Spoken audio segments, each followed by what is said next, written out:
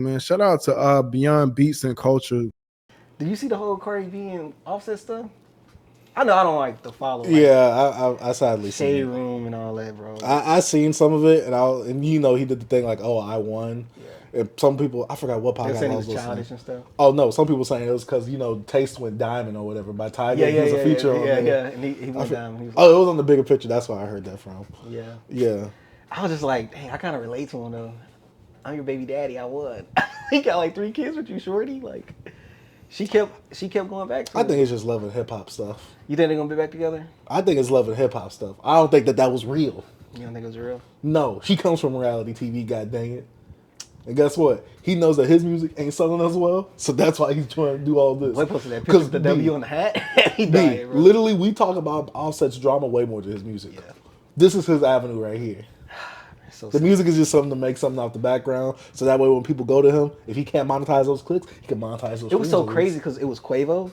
Like Takeoff never got his moment to be like single, but like Offset had his solo moment, bro. Like the features, the Without Warning mixtape with Metro Boomin 21 and 21 Savage. Like he had his moments. Like he was the front guy. He had Cardi B, had the hottest chick in the game, wearing his chain, three babies with her, just at the hospital with her a few weeks ago.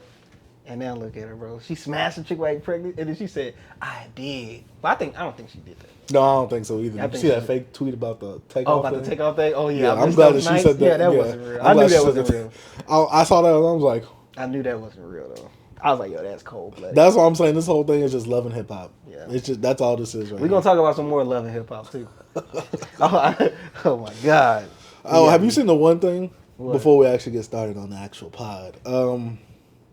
It's what Elliot Wilson was talking about how Metro went to some I forgot what Metro Boomin was on some platform. Where Oh, and he was did just saying the interview. beef is just entertainment? Yeah, that Yeah. he was like, oh, the stanza was what's ruining it.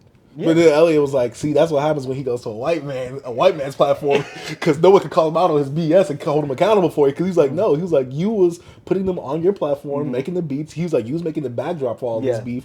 You was even inciting the beef, saying, oh, you pick a side, stay on that side. He said you was, doing all the production and stuff, and you helped name 2 albums. We don't trust you, and still don't trust you. Who was the you in that? Yeah. I was like, okay, Elliot, cooking right now. So one thing I think that he did bring the fans into it, that the interaction, but we all are saying that album was about Drake, but we don't know that. No, I don't think the whole. Yeah, I don't think the whole. I think they're just gonna feed into it, but I still think that the fans overweighed everything. Though. I think you was on the right. Like the fans have ruined this, bro. The fans took this way over. I've been saying this. I'm I've just been saying the this for the fans past took few this. pods The now. fans took this like, Overboard. and I think Metro was just playing into it because I remember when he was performing and they said, "Shut your ass up and make some jump," and he said, "Ha ha, I heard that." He was laughing. So like it's all entertainment. You know what I mean? So I understand what Metro was saying, but I understand what we've Ellis been coming to that realization that this whole beef was just love and hip hop. Yeah. They're all into it. You know what I'm They're all saying? making some bread Oh, off it. didn't we talk about the storyline? I talking about how like, hey, yo, no, you getting this. Remember? Yeah, Drake, I'm like, yo, Drake, now look at your plot twist right here, brother. Everything on top, but look what's gonna happen to you right here. You see, Hey, the guy right and here? then now he's back to being the numbers guy. Look, Kendrick fans don't want to talk about that now. That he's back to being the numbers guy. Most streamed rap artist. Always now. gonna happen. That's why I'm just like, when it was like, oh, is this the demise of Drake? He went right back up. I'm like, I think the thing about it with the demise of Drake, I hope in my situation, oh snap, I hope they didn't mean. I know what they meant. They thinking like, oh, he's just gonna drop it number wise. No, I'm thinking just from the eye, this is gonna be a little dent on him. But musically, bro, the most people that listen to hip hop, consuming it, they don't care about the culture, so it's not gonna be the demise of him. You know what I'm saying? So I don't like when people like, oh yeah, it's over for him. No, it's not. but did you see that thing about? I hated the fact that everybody was being nasty this weekend. They was bringing up a Lori Joe or whatever.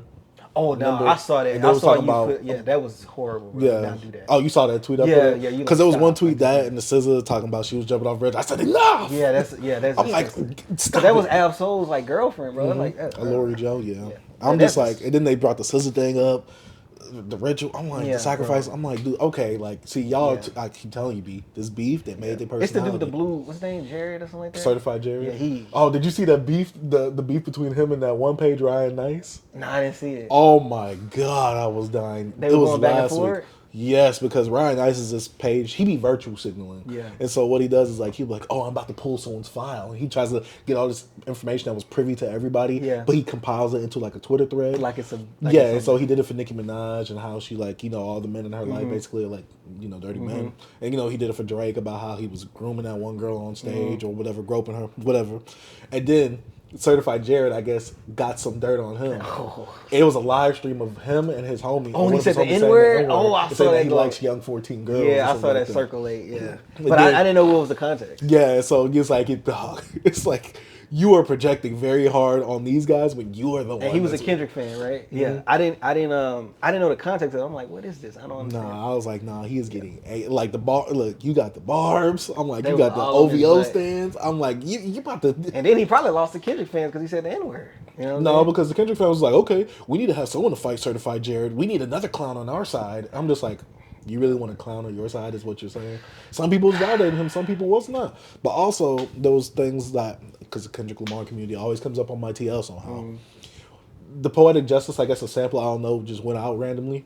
And so, like, it got removed from YouTube, and someone said, oh, the worst song on this album finally left streaming or something like that. And everyone was like, all right, we're not about to rewrite history. Like, Drake and Kendrick both didn't make a good song. That was a good song, bro. Chill Yeah, out. there was like... I know someone some people that "Y'all-" don't like the song, but I love it. Yeah, and then someone's like, y'all guys make me, like, hate being a Kendrick fan. I'm like, finally, someone's saying it. Bro, I think, like, Twitter overall, and then we can get into the pod, is just like, it's like people are trying to say these takes just to say it. And, like, they saying these things to try to discredit both of these artists. Even more at this point. I'm like, y'all, could y'all just, some of y'all opinions, can y'all just keep to yourselves? Like, geez. No, because they get the clicks off it. They get the likes. The only person I let get that off is, what's your boy name? Oh, Kiko? Kiko, bro. Go. That's the go. Because, like, it's like he's, I think it's just him. I think his stuff seems natural. You know what I mean? It's not It's forced. the hate. I can feel the hate. That's why I coming told from him, bro. I messaged him today, not messaged him, but I put a comment. I was like, "Hey, yo, bro, you gotta let me know what's your backstory? What made you become a villain, bro? Like, I need to know it, bro." You saw the whole Earl stuff that was going on? Yeah, I saw that. But when he started with Nah, Wale, he was spitting though. he was talking about Wale. See, I stayed out of it. He said Wale, J. Cole. If you give your kid a Wale, J. Cole, and somebody else's album, Oh yeah, they choose it. Yeah, you just gotta go ahead. the clip. Yeah. I was like, that's why I say, yo, bro, how do you become a villain, bro? Like, that was hilarious. Him when Wale got the conductor meeting, he said conductor I'm just like, give beats to anybody. Yeah, He he said was just like taking anybody. He said he's taking the alchemist route. Yeah. He said these guys just want clout at this point. Oh my god. I'm like, yeah, this man is hilarious. And the hilarious, fact bro. that he said something earlier. He said, I had 19-year-old anime Abby's profile pics coming after me. I told him, I said, hey, yo, I gotta go and hide after this one. He said, no, you good. Me, I'm like, I gotta lay low. I'm with the manga profile. Look, I'm not trying to catch that straight today. Hey man, that was wild. But besides all that, welcome to another episode of Beyond Beats and Culture. My name is Chase Dark Sage. I am your host here with my co-host. I'm T. And we're here with another episode of hip hop goodness with some new releases coming out. Future being the top dog of hip hop this year. I think it's his year. We got 2 album reviews, or maybe 3. Leon Thomas, Yeah. maybe. Okay. QUADRY, Ask Magnolia, Tommy Richman, Coyote, Leon Thomas, Mutt. And then we also have some topics of top 5 on Extreme, which more love and hip hop drama. Yeah. Aiden Ross situation, Kendrick and Drake soap opera. Yeah, And it's pretty much all in. Future being a top 10 rapper of all time. Oh my god. Finally, we're here to talk that talk. Before we get into that, how have you been since the last pod? B, I've been great, man. I spent the weekend with my kid. We were just chilling, watching some football. You know what I mean? Just being some men, even though he didn't want to watch it. Hold up, I'm about to say, why are you putting them onto buff, sweaty men that he can't relate to? You can put them onto some peak right here. Man. That JoJo's Definitely buff, not sweaty watching man. that. Like, one thing about it, like, he really likes soccer. He just want to kick around a soccer ball. He really don't even play He likes basketball. watching it or just playing Not it? playing it. Like, I'm not watching soccer, bro. I tried. It's not bad. You know, it's just not my thing. Like, football, college football is amazing. So he watched a little college football with me. We chill. He played a little Roblox. And that's about it, bro. Chill this weekend. What about yourself, B? Nothing, man. This weekend was my girl's birthday, so we Yeah. went out this weekend. Dang, I forgot. I had something on my mind. I forgot though, but yeah, we did go out this weekend. Went to a prayer mountain. Prayer mountain. This a mountain you pray at? You pray? Yeah, kind of. Like, it's on a mountain. It's in Yeah. Dallas. Okay. It was in, like, Oak Cliff, kind of. By Camp Wisdom and all that. We went there. We went to this one place in Grand Prairie.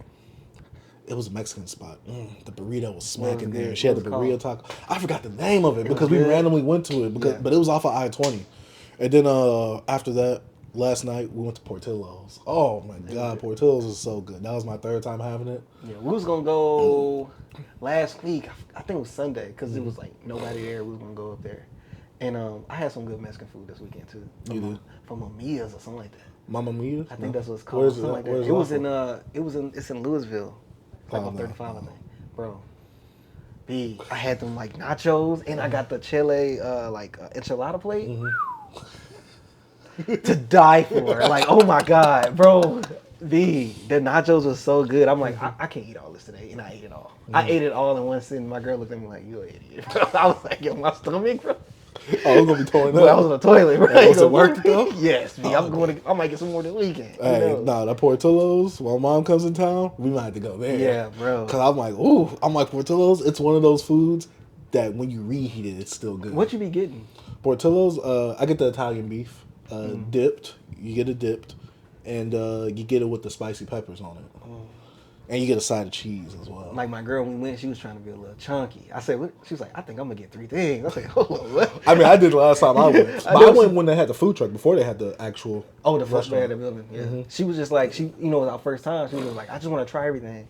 Like, I'm like, yeah, I understand, but like, come on. Because it's expensive. Yeah, I was like, $30-something bucks. Yeah, I was like, yo, we got a kid in the back, we got me, we got you. You trying to get 3 things? There's 3 of us. Like...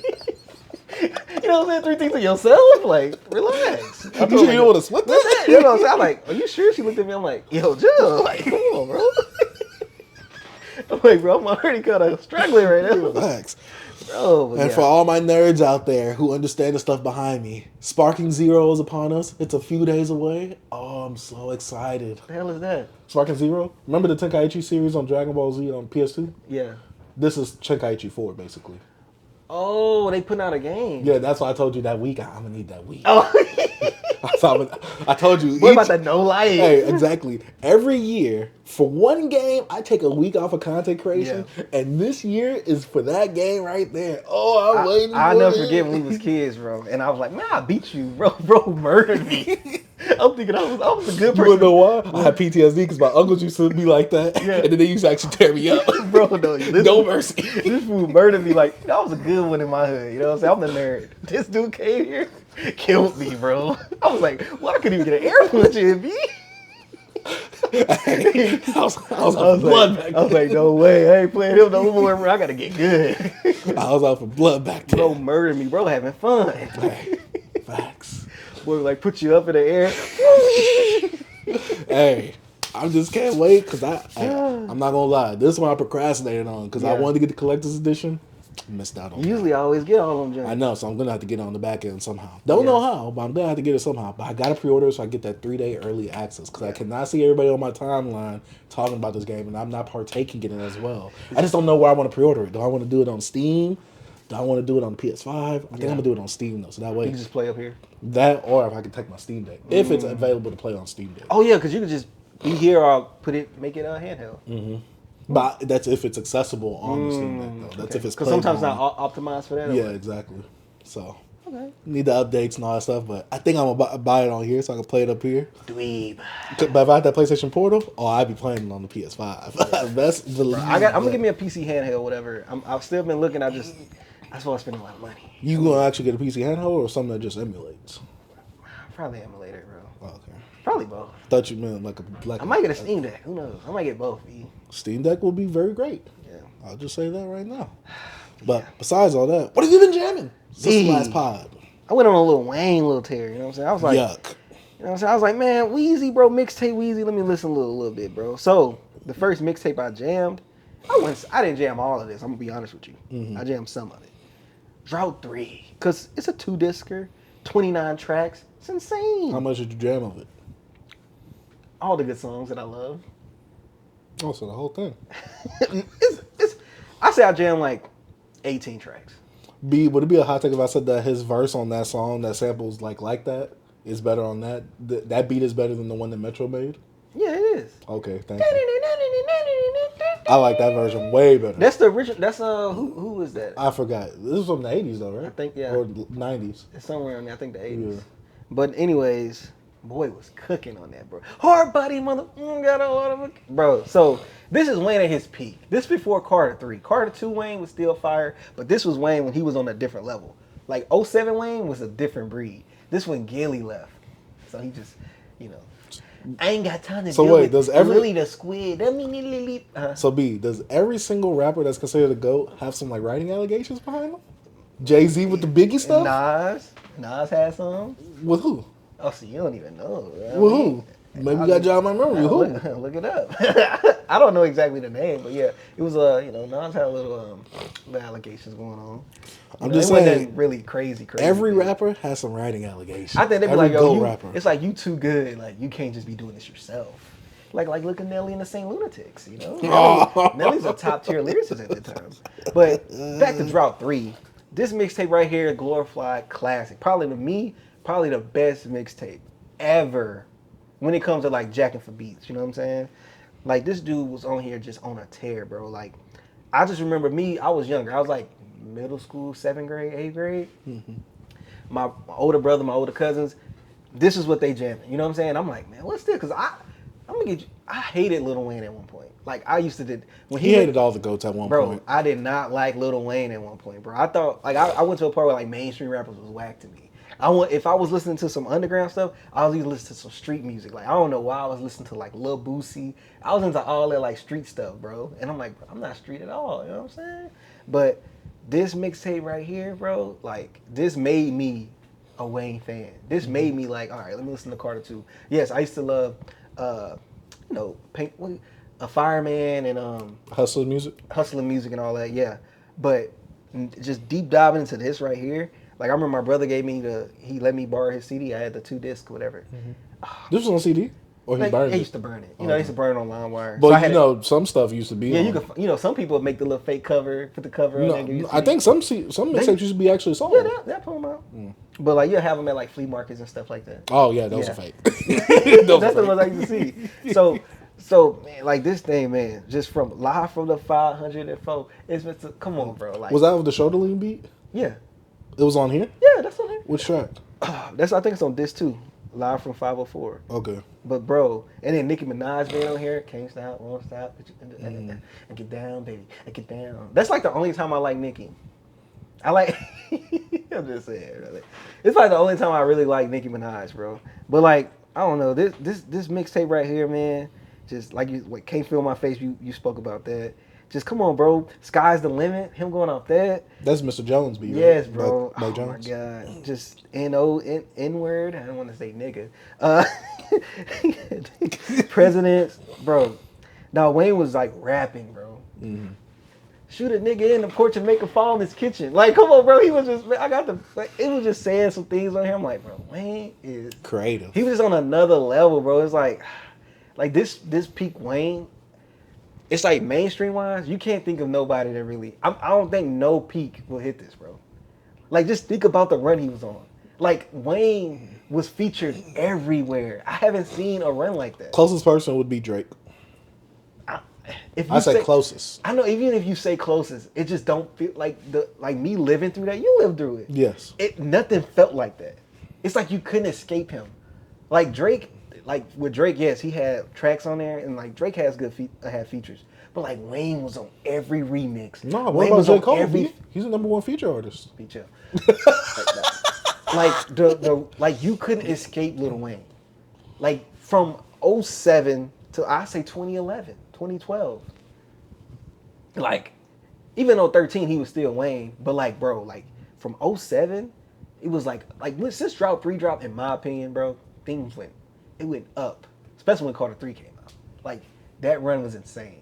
Mm-hmm. Think about it, B. He was on like every remix. That's probably like the highest of a run. Bro, his run was insane. Like I'm just saying, bro. You get on the radio, Wayne on here. Hit a little weed. Hit another the lighter flick. Hit another one. He's on the remix of this. It's the remix, baby. Like, bro, he's on. It's like, bro, you couldn't escape this dude. And I don't know. I just want to give Wayne his flowers. I know we all saying give Wayne his flowers right here, bro. But like, I was like, man, you know what? I'm finna listen to some Wayne. And then like, I'm knowing all the words. Like, it's been years since I listened to it. I'm like, Yeah, bro, this had an impact. How much I want to hate. And like, bro, don't get me started on the Lucy's. You think Dre got, bro, Wayne king of just Lucy's. Well, Dre got good Lucy's that are still available. Wayne got Lucy's that ain't available. I'm saying, it's Wayne songs I ain't heard in so long. I'm like, I forgot about this. This is insane. Like he had songs like that didn't even like, you know, people used to make those fake mixtapes and put like all his like leak tracks on there. Like, oh, I love remember when I Feel Like Dying? Like that track was crazy on YouTube back in the day. It wasn't on anything. I feel like dying. I gotta hear that one. But there was so many. I get lifted. I gotta hear it. I gotta hear that beat. The beat is what's gonna catch me. Oh man, but nah, he had so many bangers, bro. Bro, yo, Wayne, bro. I'm sorry, I hated on you for years, bro. Even in the time when I loved you, I quietly, like I closeted loved you. I didn't let people know because I had so much hate that I couldn't say I like Wayne. No, for real, bro. I used to hate on Wayne like crazy. I used to say Plies was better than Wayne. Like I used to be wild, and people used to look at me like, "Yo, bro, get up out of here." And I used to just be, no. I agree with them. Yeah, I was wild, but I was doing it like I knew it was pissing them off, so I got real deep. So I was like, Plies is a real one. You know what I'm saying? Get a cracker, nigga, get a nigga honey you. Anyways, yo, drop 3. I bought that CD. Yeah, if any of you young guys, you know what I'm saying, out here, y'all watch the pod and y'all know about Wayne's depth in this game and what he done in the mixtapes, bro, go back, man. Y'all gonna see this dude making people beats his beat. You hear a beat be like, oh, ain't this Wayne song? You know what I'm saying? Like, bro, it's like he will take your beat and forget it. Like you forget about the original song. That's all I'm gonna say. You just go to Lil Wayne's because he gonna go no hook rapping. GOAT time, bro. I agree. I listened to some of the Drought 3 this weekend. Not all of it. Because I listened to some of it because I was downloading off that alleged site that you gave me. You know what I'm saying? So I was just downloading some mixtapes, even though that one wasn't on there. But I was just I had downloading to get that from another one. Yeah. But yeah, I had to get that mine from somewhere else too. Yeah. And I was like, ooh. I'm just listening to songs. I'm like, I remember this. I remember this. Hey. The good times. Classic. Good times when I had all of Wayne's music on my I really wish I still had all my stuff with all my old mixtapes on there. Because there's things that I had, like all like Lucy's and stuff that I don't remember it. I wish I still had that stuff. Oh my God. Same. I wish I had even all my unofficial mixtapes. The official white labels, all of them. Yep. Oh, those. Because I used to get them Drake Heartbreak Kid joints. I got like 2 of them on my phone. I used to have the one with I used to have those with him like squat down and stuff. Yeah. Like, the one where he's at school and the one where he's squat down the car. That's R and Drizzy. That's and 2. He had like a brown hoodie or something. Yeah. He had the Letterman on. Yeah, then the first one was him just standing in front. DJ Ill Will. DJ DJ Green Lantern. I used to get them fake mixtapes, bro. Facts. Hey, no, I got that one. I got them on my phone. I got the first 2 on my phone. This the first mixtape that you bought with a black president. Morocco drama. I hate drama, bro. I hate mixtapes with DJs. I'm going over my list, B. I didn't really listen to much. Yeah. And I don't know why I didn't. Oh, I didn't rate Leon's on here because, yeah. Do you want to review it or just talk about it right here? We can give it a little talk right now. Okay. Leon Thomas's album. If you don't know who Leon Thomas is, he has been in the music industry for a few years now, kind of making a little bit of a buzz. Kind of like been bubbling, especially on the writer side of things, maybe the producer side of things. He's most famously known for being off of Victorious. Yeah. I forgot his name on there. Andre, that's his name. And he used to be like playing the guitar, like acoustic guitar. Was he? Stuff. Yeah. See, I never watched that because I feel like that was out of my generation. Yeah, I used to watch it. Yeah, I Victorious was a baddie to me. I had a little thing for a little Hispanic. Is that what she is? I don't know what she is. Okay. I used to, you know what I mean? When it comes to a little, oh man, I can't. Me being this age, yeah, it sounds weird, but they're in the age. Let me chill. How about you? What's it like, Drake? He's like, you was looking even bad in your high school photos. That's what you was about to be on me. I had to stop, bro. High school, you was bad. I see. This is the thing. I get what you're trying to say. People who I was like, let me stop. I don't need no footprint, no digital footprint. Go back to me. You know what I'm saying? So. But yeah, basically he's known for his character of Andre off of Victorious, and the memes have been going crazy this past few weeks. Him and Henry Danger. Oh, girl on there too from on there. Ariana Grande. She was on there as well. She was on the album. No, she was on Victorious. Oh yeah. That's where I knew her from. Yeah, fact. Yeah, most of us. You know, he came out with an album this week called Mutt, Yeah. M-U-T-T, and on the cover he's looking a little nasty. I hope that's dog. not. That's a chick. I hope. I think that's a chick. I think that was a dog. It's a dog, but I think that's a chick right here. That's not him. Oh, I think that better be a woman. I'm not gonna lie. Yeah, I just don't like this cover. But yeah, overall, what did you think about this album? Because me going into this, I have never heard any Leon Thomas songs, no Lucy's. Yeah. Obviously, I've heard some of the songs that he's been credited on, like Snooze by Snooze by SZA. Yeah, and you know some of the songs off of CLB by Drake. So me going into this album, when I first heard it, because I only got to hear it really 2 times this weekend, it sounds like Frank Ocean, stylistically, like sound wise, like how he sings. He's not as good of a singer as Frank Ocean. Mm-hmm. But it also sounds a bit like Partyish in some spaces too, where the way he flows on some of these songs.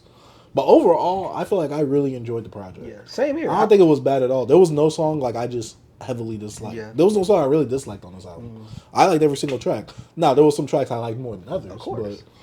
But overall, I think that this is a very solid project from him. And this is my first project by him. I haven't heard this is my second project from him. But with this one right here, he even on his last track, it's that one song. I can't think of the name of it. I think it's Changes. Yeah. But like he got songs on here that's not leaving my R&B playlist. Like in life. Like with Vibes Don't Lie, Lucid Dreams. Like he had this run, bro. Like to me, Dancing with the Demons.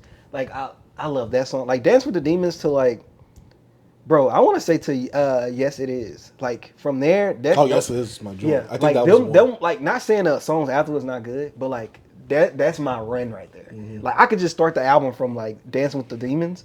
And I go, even though like I know that on the intro he was like rapping a little bit, then he kind of crapped on everybody like I'm in a Lambo, you in 100. I'm like, come on, bro, don't do that. I'm driving to go drop my son off at school. I'm like, yeah, I'm in a Jeep, but like chill out, bro, like relax. Like you in a Lambo, and I'm just like, dang, I'm not in a Lambo. Like that's one thing about rappers and like singers and stuff. Like why y'all be crapping on y'all listeners, bro? Like majority of y'all fan base is getting crapped on. Mm-hmm. Oh, I got this, I got that. I'm like, 95%. Facts. 97. But overall, I think this is a really good R&B project for the year, bro. Like, I haven't listened to everything that came out R&B wise, of course, but I think this is probably gonna be a top. I'm pretty sure it's a top one. You know, for the R&B fans, for the R&B fans, because like for me, it's a top R&B. I can make a top R&B projects this year, though. Yeah, because I know you listened to more R&B this year.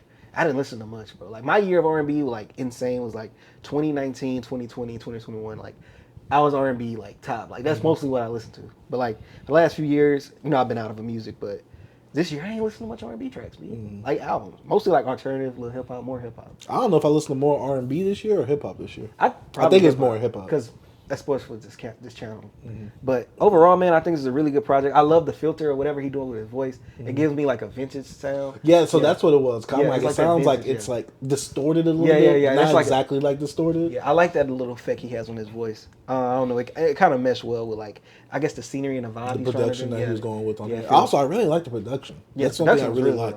Because I'm like, if you got some bad production or some boring production, I'm psyching out. I'm sorry. Like me, bro, like, I don't know if you align with this as well, but when it comes to like modern R&B, I need to put your album on and just drive at night. Like, I love that type of vibes. Like, if I can jam at night and like listen and driving, and it makes me feel like the dude with the most chicks in the world, like that's the vibe I'll be going for these days.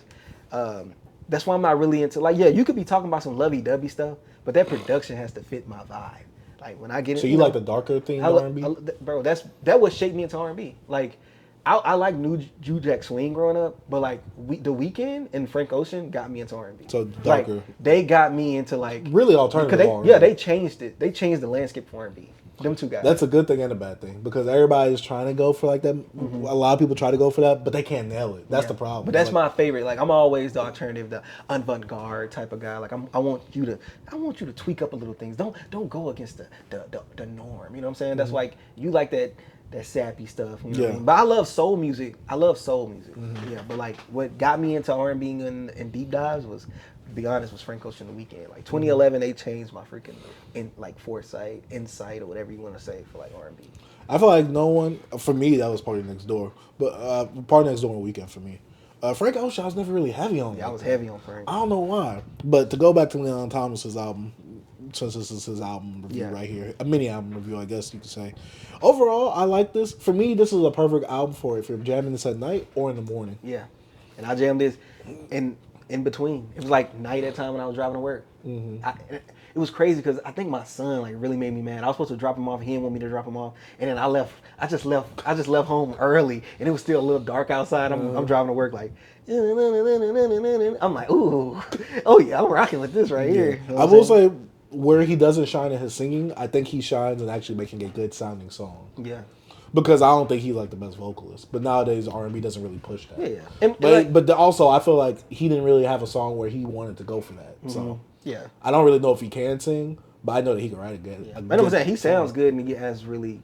I think he sounds good enough for what he's doing. Yeah, see, that's the thing. That's what I'm it's saying. It's kind of like a Brent Faiyaz thing. Yeah, exactly. Like I'm like, there's nothing that's pushing him vocally, Yeah. which is cool, but I can't really say like, oh yeah, he can sing. Yeah. Like if someone was like, oh, who's the best singers of this generation? Yeah. I couldn't put him in that category because I don't know. You a Giveon guy? I like Giveon. I don't think he can sing though because of that one performance he had on stage that one time, right? Yeah. So that's why Giveon vocally he sounds like vocally he has a very unique vocal tone. So is that actually real? That's him. That's how he sounds. Okay, because to me, I'm not gonna lie. If I were to switch the voices, he sounds like Drake.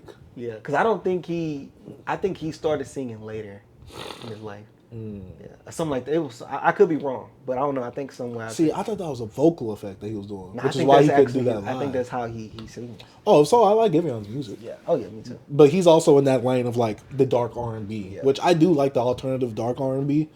But I think that not everybody in this generation needs to go for that. I'm not saying that Leon Thomas doesn't because he's doing it well. Yeah, he does it good. But I'm saying because of some people setting the precedents for that, a lot of people are trying to follow suit and they just can't follow up with that. Yeah. They just can't do it well. Yeah. But this is an album that does do it well. In my eyes. Yes, sir. But yeah. That was my project B, kind of. We go on to your next one. Okay. The next thing I listened to, and I was just playing some stuff. Oh man, I was just going through some stuff. B, hold on, let me. Wayne? It is some more Wayne. I could talk about some more Wayne. F it, I'm not though.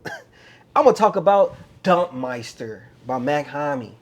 This is a mixtape that album Mac put out in 2017, where he wanted to collab with some of his favorite spitters in the game and some of his best producers that he liked to work with. He had Navy Blue on here, Salute Gold.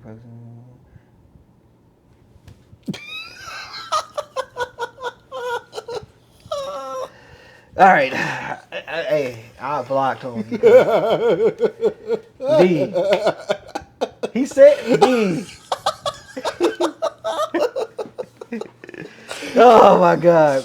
Yo, he had production from Knowledge, Salute Gold, Navy Blue, The Alchemist on here, Evidence. Man, come on. Also, he had features from, he also had Camouflage Monk on this joint, but he had Evidence rapping on this joint, The God Fahim, which I don't like, Crime Apple, Juju Gotti with the little, his little awkward little hooks he does. Billy Woods, Denmark VC, like bro, Mayhem Loren, come on bro, like this right here is not a slept on project because the Mach-Hommy fans know about this. This is something we bumped. It came out recently? No, like 2017. Oh. It's older, bro. This one, to me, in his peak. This when Earl Sweatshirt was tweeting out Mach-Hommy. So I'm like, so he was glazing. Oh, super glazed. But like, Mach deserved the glaze. You know what I'm saying? This dude is a well-rounded MC right here. You know what I'm saying? And one of my favorite tracks. If you guys are into Mach-Hommy, if you know who he is, you probably wouldn't be able to find this project. I think you gotta I downloaded it like years ago, but you probably gotta find it on like a site somewhere, allegedly. But you can't just. So this isn't available on streaming? Nah, it's not. A lot of his stuff not available. He's just started putting stuff out last year on. Do you think he'd be a bigger artist if his stuff was on streaming? He could. He became one now. He's over 1 million freaking listeners on Spotify now. Like Westside Gunn said a few years ago, he gonna turn him up. I think it was 2021 when they dropped Pray for Haiti, and he started putting out some of his older projects on there. But Dumpmeister, I don't think he'll probably put that out. I don't know if it's on some samplings or something like that. And I know he still don't have I think him and Knowledge not cool no more. Or him and The Alchemist, I don't think they talk anymore. The Alchemist? Yeah. How the F you Al be cool with throwing him? shots at Mac all the time. Some of your favorite rappers was in Hunger Games. Oh. Yeah. But hey, and man, and the stuff they got together is just amazing. I wish they get back together and they can put out a whole little. Well, hold up. So the stuff that he has with Al, does it got some drums on it though? Listen to Floor Seats, man. It's no drums, but it's fire. Anyways, Mach just on this level, bro. Him rapping with Billy Woods to me, I rapped him on there. Billy Woods was on this joint. Oh my god! And this beat on here, like even though Mach wasn't really rapping, he actually had like a little. But that's probably my favorite track on here. Is this album better than 30 the Rich A Haitian one? Rich Ass Haitian? I think it's two different things. Like Rich Ass Haitian is like this Mach, like introduced to the world, work like on a bigger platform, more money behind him in a way, and like he does things that he wouldn't do like on here. So that was his breakout project, basically, Rich A Haitian. When it comes to, if you want to say the mainstream, Breakout to the mainstream. Because like Pray for Haiti was that kinda, but I think this was bigger because especially him having like a K-Tronica feature and stuff like that. I think it was a different. He had Black Thought on that joint. You know what I mean? Rock Marciano, even though he been working with Rock, like cause Rock used to send him beats and stuff. Like they've been probably since what 2015, 2016. But I don't know, man. It's just this project right here. It's like it's like a hip hop project, like especially for that time of like the underground with the time it was in. It was perfect. I can see why this was suppressed. What? You said 2017, right? Yeah. Oh yeah, during like Uzi and X and all that. Yeah. Yeah, I can see why this is suppressed. I was bumping like this is a Dumb Guy Homie edition. Oh my god, bro. This is just a time. Even though he put this on streaming services, HBO. That's like probably my favorite Mach-Hommy project. Oh man. Oh, the Spook. That's him on Knowledge Beats. Oh my god. Glazer of the Mad Tommy.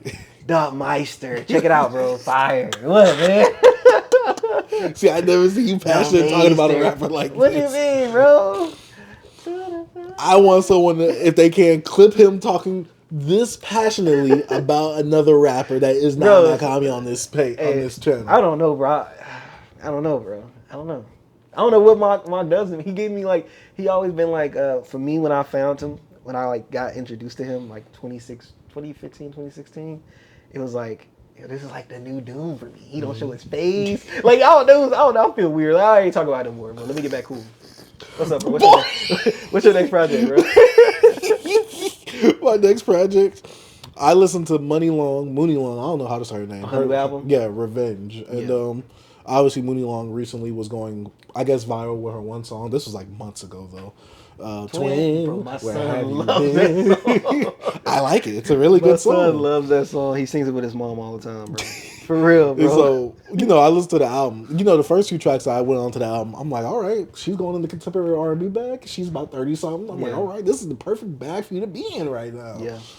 Then I just realized that this is like a culmination of multiple things because she's trying to rap. She's trying to do the Chris Brown rapping R&B singy thing. And I'm just like, she's a songwriter background, right? She used to write. Yeah, I think so. But I was like, the first few tracks got me because I'm like, all right, you really about to get in this contemporary R&B, like some 2000s R&B. And the album ain't bad. I thought it was solid, but to me it didn't like. Was it the pace or the track, like the track listing? I think it was mostly the pacing and the sequencing of the track. Well, not even the sequencing of the track. The actual what she was doing on the track. Yeah. Because like I said, I didn't expect no rapping. Like I'm like, and it's not like she's trying to rap hard or anything like that. But I'm just like, I wanted you to sing. I saw her rapping in like an interview, like with Sway or something like that. She was like doing a freestyle. It didn't sound bad. She's not bad. It's just like I want you to sing. I went into this thing. This is an R&B project. It's called Revenge. The one feature she has on here is Glorilla, and I'm like, all right, Glorilla did her thing on here. It's not like a wow feature Glorilla, but it was a straight Glorilla feature on here. Overall, I thought the project was solid. I think it was like I gave it like maybe a 3 or 3.5 stars out of 5. And I was just like, I expected something different with this. And I think that's the problem because I went to this, especially with the first few tracks. I'm like, oh, this is gonna be contemporary R&B. Yeah. Finally, some modernized contemporary R&B, and she's sounding so good on this.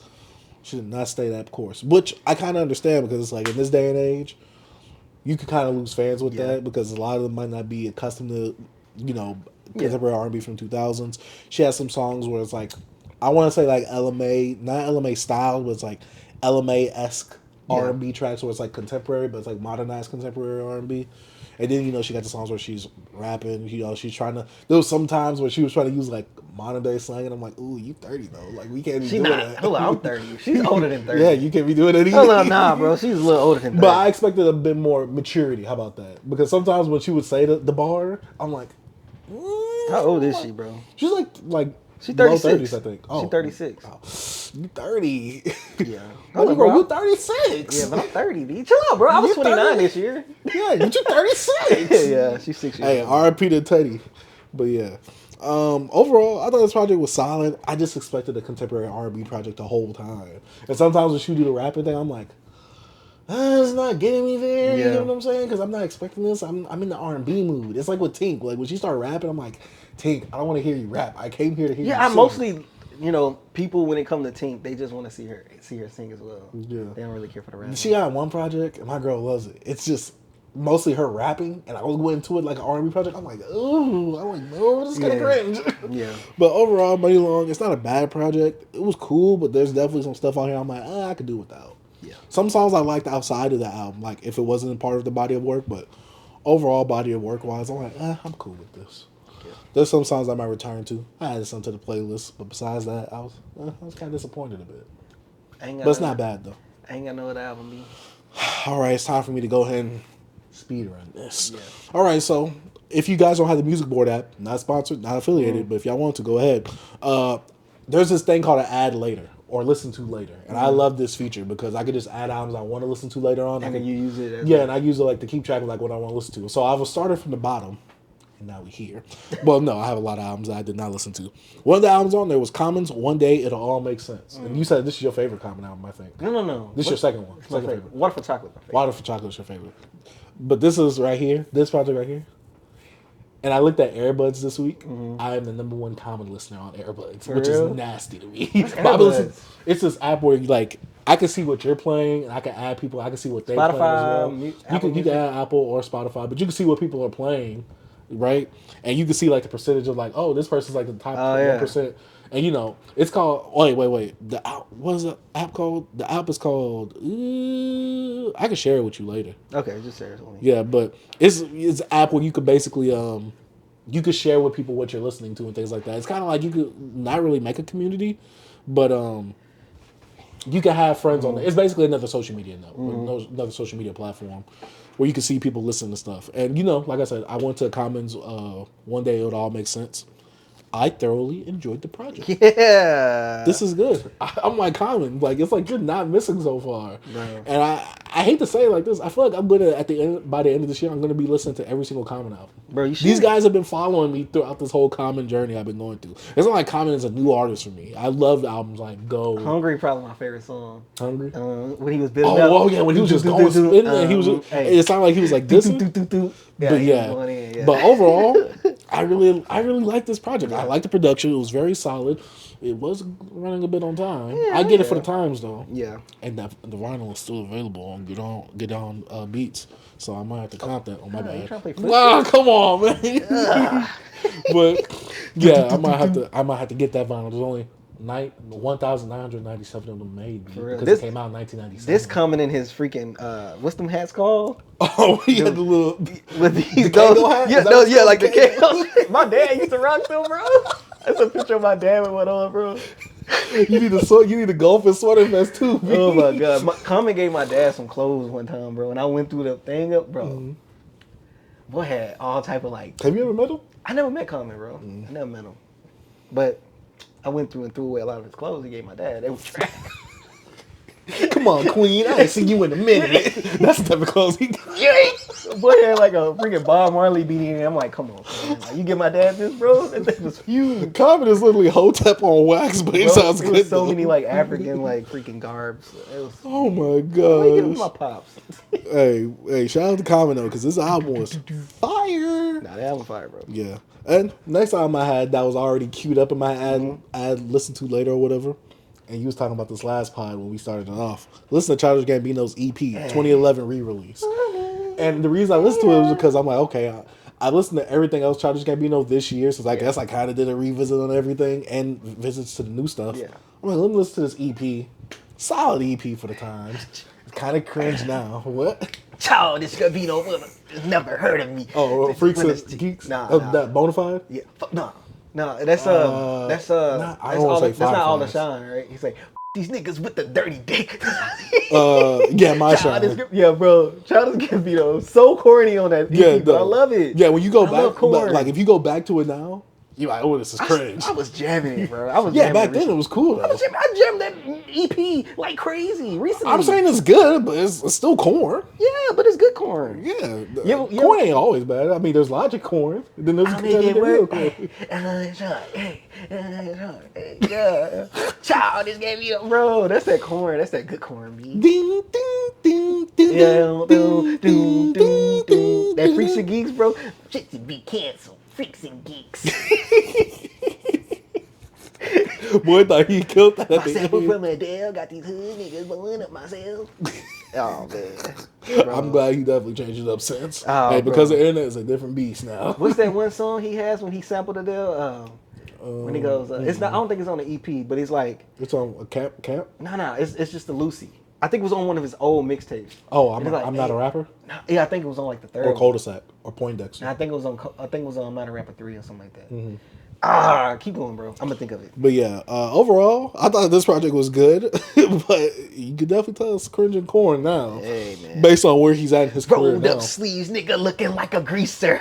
Oh yeah, I was just like, that's why every time like when he was rapping like that, I'm like, I'm glad he dropped this rapping style. Hey, bro. This is the guy who sounds like he was trying too hard. Hey, in high school, boy. Even though like yes, he corn, but bro, hey, I was. But don't Big know, I Sean liked back then it. was good corn as well. Yeah, I like. That's what I'm saying. Some corn can be cool. Logic now corn, no, not good. What's the name of this? I'm song? always gonna down Logic on here. Not all the time. I'ma find There's some this stuff he song. has good. But yeah, overall, Childish Gambino's EP, it was pretty good. I enjoyed it, and it was very nostalgic for me as well. Facts. Next project I have, and I finally finished it, even though I didn't want to. Miles Davis, Kind of Blue. Oh boy, This album took me forever to finish. I listened to the first half months ago, and I listened to the last half of it this week.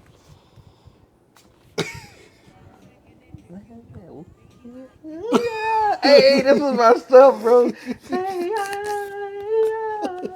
Yeah, there you go. But yeah, When you do it to you, do it to you. You remember that song? Like, see, I gotta hear it, but obviously we can't turn it up. Yeah, but not my bad. Childish Gambino, I got that swagger. This is like an artist. Don't count this one when you do the sorry. Mach-Hommy clips. Don't count this one. Don't count Childish Gambino. Only count Mach-Hommy and everybody else. Do not count Childish Gambino. Bro, I was a huge fan, B. I'm sorry. But yeah, No. Miles Davis, Kind of Blue.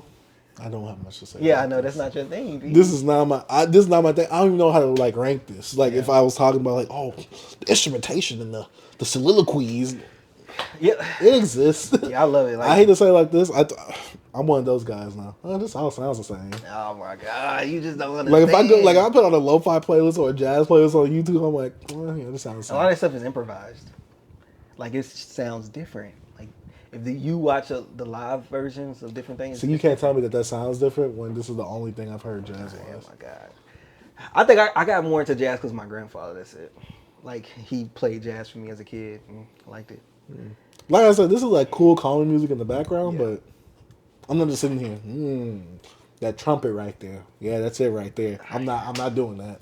This guy, I'm not doing not a that. musician.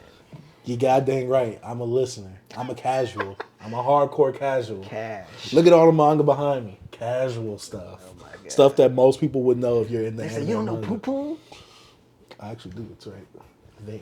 You got Poo Poo? Yes, it's right there. I read it all. And I reviewed it on the channel. Oh man, my bad, B. That's a niche joint.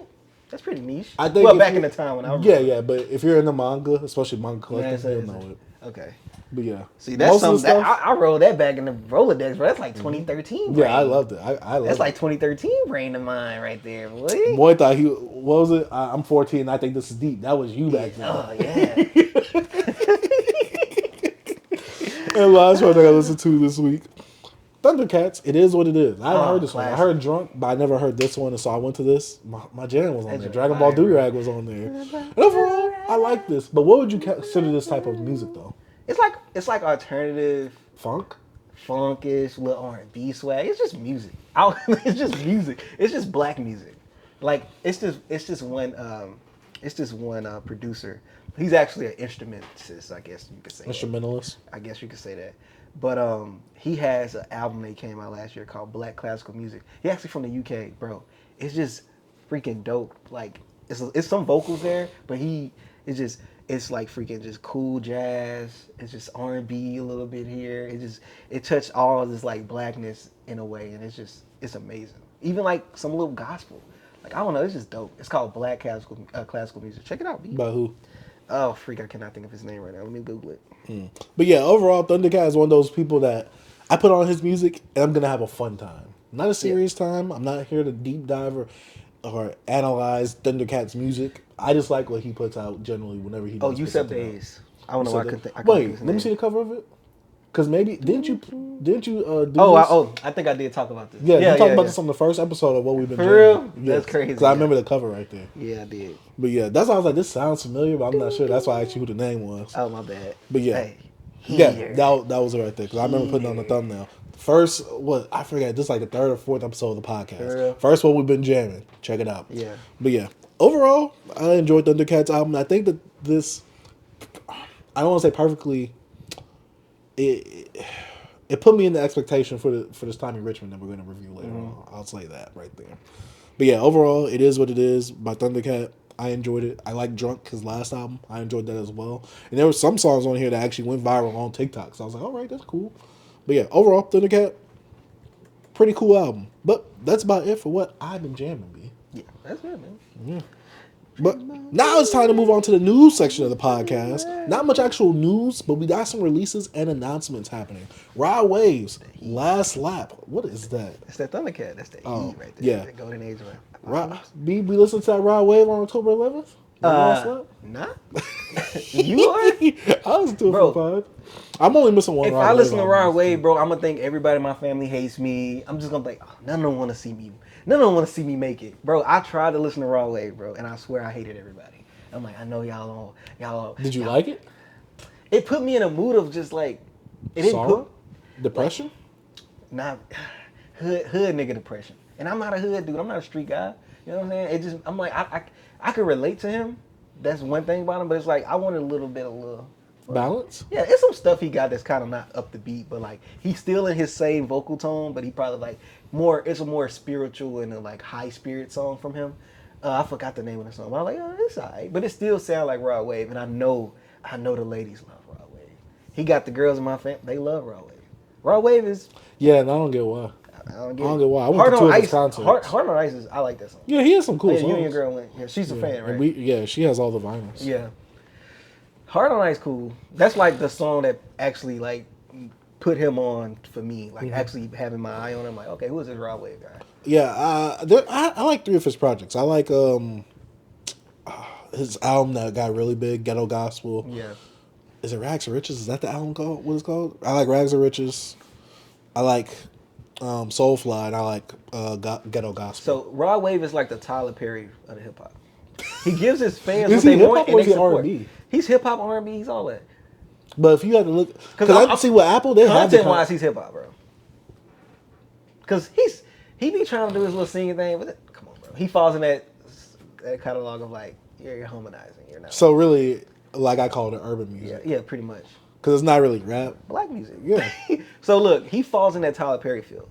Like he gonna give you the same thing, but his fans gonna support him, and he's gonna make his profit. Like he does. He's He has like platinum, 5 right? or 6 platinum albums. Like he's consistently going to play. I think this album's going to be the test of like, is his fans? Is he really the Tyler Perry of hip hop? And he got Drake on this album too.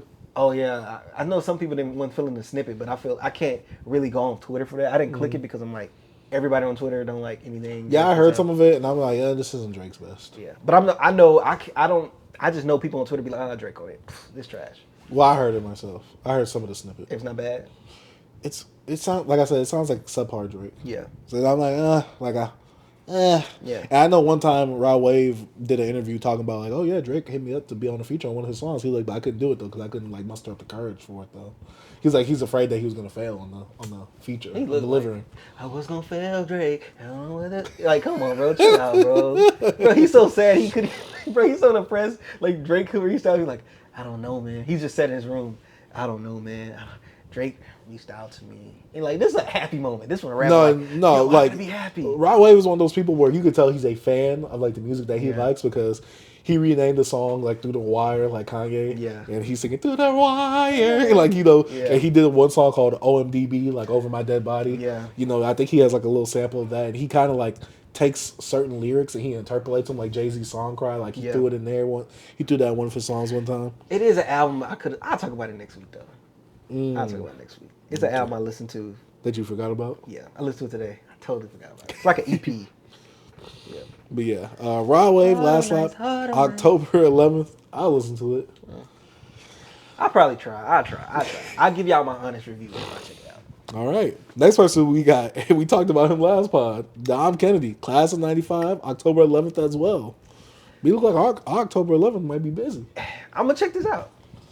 Wait, this the week of... Yeah. I guess. Dragon Ball Z is going to be out. Yeah, I know. I'm not going to listen to these coons. Yeah. But You know, Dom not a coon. yeah, he not. I'm going to listen to this Dom. Yeah, I am too. But why class of 95? I know he did not graduate in 95, nor was he born in 95. Did he graduate?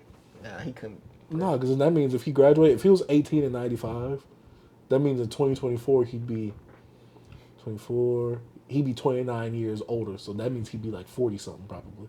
He'd be like 48. Something like that, 48, 45. So yeah, I don't think 47. he ain't graduating no goddamn 95. Probably was just when he jumped off the porch. I got, what was it? My mom worked 9-5 since 9-5, working 9-5. Since 9-5, my mama been working 9-5. But yeah, BB, listen to that? I'm going to check it out, bro. All right. Maxo Cream's Personification, November 8th. We checking that out? Thinking about it. What's wrong with you and Maxo Cream, B? I had no problem like with Maxo Cream, but I he's like just Maxo. he's not an artist that he draws me in like that. I like Maxo, bro. We from the same neck of the woods areas, you know what I'm saying? So I rock with him. It's just, I don't know. It's just the last project I listened to from him, I enjoyed it. But I don't think I listened to his last album. I don't know. It's like you said, it's the same effect. He don't grab me, you know? Like he But can rap. He has makes good music. I like his flows. I love the beat selections he takes. And he put out a recent single with Tyler, yeah. I ain't even heard it. I didn't listen to it. No, but you know I don't listen to singles. Yeah, it's like me with trailers. I don't like But that. him and Tyler put out another song together like a few years ago. Tyler. That one's dope. Mm-hmm. But I don't know. I might check it out, B. You know, we got this little platform right here. I might check it out, B. All right. Next person that announced something. Kanye announced a new solo album, Bully, during his China performance. He said it like I never saw him do it on Instagram, and I didn't know what it. I thought people were just making this up. I didn't know what it was. No, they showed the clip of him doing Yeah, I it. saw this preacher man. Oh yeah, I think that was him doing a beat. Yeah, I don't know why people getting a little hype for this. I did not care. I didn't either, and everybody's like, "Oh man, Kanye's so back." I'm like, Bro, back where? He's back. What 3 months later? Y'all think he's back? Oh, the Vulture era is over. Oh, my thing is this. I'm like, chill out. Why y'all think Vultures was just so bad? Like, y'all think he just turned and just became? Like a whole new person after Vultures. Y'all think Ty was holding him back of all people? Yeah, y'all gonna want to bully Kanye when a bully come out. I know I am. I'm not happy for this to come out. Yeah, I'm good. I'm hoping. I really want Kanye to take a break from music. He's one of those other people I feel like needs to take a vacation from Bro, music. need to take a break from life. That's true. He needs to stay out Hopefully there. nobody take that the wrong way. He needs to take a break from living life in the public eye. Yes. I'll say that. But yeah, that's about it for new music releases. Not really much news, but we can knock it out real quick. 8 Ball and MJG get streets named after them. This is what's good for the culture. Yeah. You know, they got their own little avenues, little boulevards out there in Memphis. You know, showing like the community, showing some respect to some of the pioneers of Memphis sound, bro. And like, it's crazy. Like, I was jamming Project Pat today. I was jamming like some 8 Ball MJG today, some Juicy J through the week. Just jamming like some stuff I grew up on, man. Like, I don't know, just we're gonna talk about an artist that's, you know, from the South today, and just I don't know, just the impact of like Southern music into our lives, bro. Especially like me growing up, I had really young parents and a stepfather. Like I was into like some stuff that like I probably shouldn't have been listening to at the time. Like, bro, I grew up. It's so crazy. Like our generation is the generation of their parents, like listening to hip hop and stuff like that, and like hip hop, like you not having a world, not knowing a world without it. And Southern music is so impactful into like my life, bro. And like, I don't know, it's just I just have a soft spot for things like this, especially watching our like, you know, our OGs get older and go through different ventures, like Bon B with his whole like Goat, Trill Burger. with his whole Trill Burgers, Siegel, even though he's not from the South. yeah, but him doing truck. him doing that, and like T.I. and like Killer Mike doing their like business ventures, and even got Rollo out there and freaking even though he's not an OG, but he got out there doing stuff in Atlanta, and And Boosie making that. Yeah, Boosie doing his thing, but he got some other stuff that Yeah, he been working on. Yeah, man. look, he got a weird case. Why is he around? He's wilding, you know, with his daughter, bro. That's your blood. But overall, man, it's just like, I don't know. It's just really dope to see. You know what I'm saying? Even the next artist we want to talk about. It's nice to see them age graceful. Yes, man. basically. They was there, and it's just dope, and them get to see that because we living in a time now. Yes, they older, but like some of these guys are dying too young. Like you just, you know, Rich Homie Quan just passed away and stuff like that. They just had his service like last week, I believe. I saw stuff about that. And there was somebody there that just being wild disrespectful, playing like was it? No, it wasn't. I'm the Man, but someone was playing one of his songs while he was getting walked into like. I thought they did that. I thought the income did. I mean, I thought this. It looked like someone did it off their phone. Nah, bro. I think they was recording and they was doing it. Oh, okay. I thought they was doing that on their phone because I'm like, dog. I think they did that. Oh, because I was like, dog. At the service. I'm like, I thought he was just doing that. Nah, because the way it looked, I'm like, it could have been, but I think they did that at the service. Okay. You got to show some respect to the artist with some of their music. I'm pretty sure. Yeah. But I thought it was just dumb. And then there was one clip that they showed of his son singing. Oh yeah, his son knows all the words, and it was Milk Marie of all songs. For real? I'm like, I don't know this. It's a nasty song. Yeah. I'm like, your son should not be doing all the words to that one. Hey man. But yeah, it is great to see our legends being appreciated and aged gracefully, and them actually it being shown that they're making a difference. Yeah. Or it's shown their legacy is being very impactful to wherever they're from. I think we need more streets like that named around some artists. And make them a good street. Don't put them in the hood. I hate going. Like, they can be in the hood, but like, I hate going to every MLK everywhere, and it's a. I be like, come on, bro. In the hood. I bet Martin Luther King like. He's like, why they got me named after me? I didn't stand for this. Well, what do I always say? Martin Luther King didn't die for that. He didn't die for anything. He didn't die for anything, man. That boy was murdered. But yeah. Yo, big ups to 8Ball, MJG, man. Hip hop legends, Southern legends. Hey, man. Good respect. All right. Next piece of news we got. Another Future, legend. 3 #1 albums. First rapper to do it in under 6 months. My GOAT. Yeah. You love to see it, B. And look at the meme right here that you put out here. Fire. I can say I had little things to say about Future last week, but like maybe y'all understand this guy right here is legendary status. Oh, I thought you meant me. I was about to say Future Glazer. Oh my yes. God. He's like what he did to the game, you know, he changed it a little bit, you know. He took what Lil Wayne had and he ran with it. Yeah, he did. I can't wait to talk about this Prime thing, B. He did his thing, man. Like Future is like he's one of them guys, bro, that just he put his footprint in the game, bro. He stapled his name in the hip hop right now. Like, you know, people can hate him or love him with some of the content he put out, but he's still Future. It's just it's like what Chief Keef, like, yeah, you could talk about, oh man, look at this, look what Drill made and what happened with this, and like Chief Keef's the catalyst of this, and he can't even go back to Chicago and all this blase. But regardless, man, it was a positive outlook on something, because you could think about like some of the younger upcoming black men out here getting out those streets, even though some of the stuff they're still like advertising and some of the music, but you know, it just sucks that it gotta come on in the head of like some bad blood, but it's music, it's entertainment. But I don't know. I have my differences with it, with a lot of the artists and what we promote, but some of these guys put out some great music like Future. Like Future is not like the guy that's like always talking about violence, but I think it's more like the drug use that sometimes. But it be bumping. Like, come on, bro. I jammed Oath today. I'm like, yo, he was flowing on this joint. And DS2 is like one of my favorite albums. Like, I play that over Illmatic any day. You know what I'm saying? And hey, you can quote me on that. He's spitting. Like, letting y'all know that right now. Like Future doing this, like, yeah, I can knock it and say, yo, bro, it's not really nothing going on this year, but it's still a good accomplishment because you still put out 3 albums under 6 months and got to #1. It's not like we was like, oh, we're not listening to this. Yeah, the only person I think that was Taylor Swift, right, B? Hey, I'm just saying, he still got the people still buzzed in, man. So him being at his age, you know, he's not, you know, going down anytime soon. It don't seem like it. For me, this is a huge win for Future Hendrick fans like myself. You know what I'm saying? Me and Future, we go way back to when he was just called the Vadius Cashburn. You do not know. Yes, I did. Go back like 2 flats on the Cadillac? Yeah.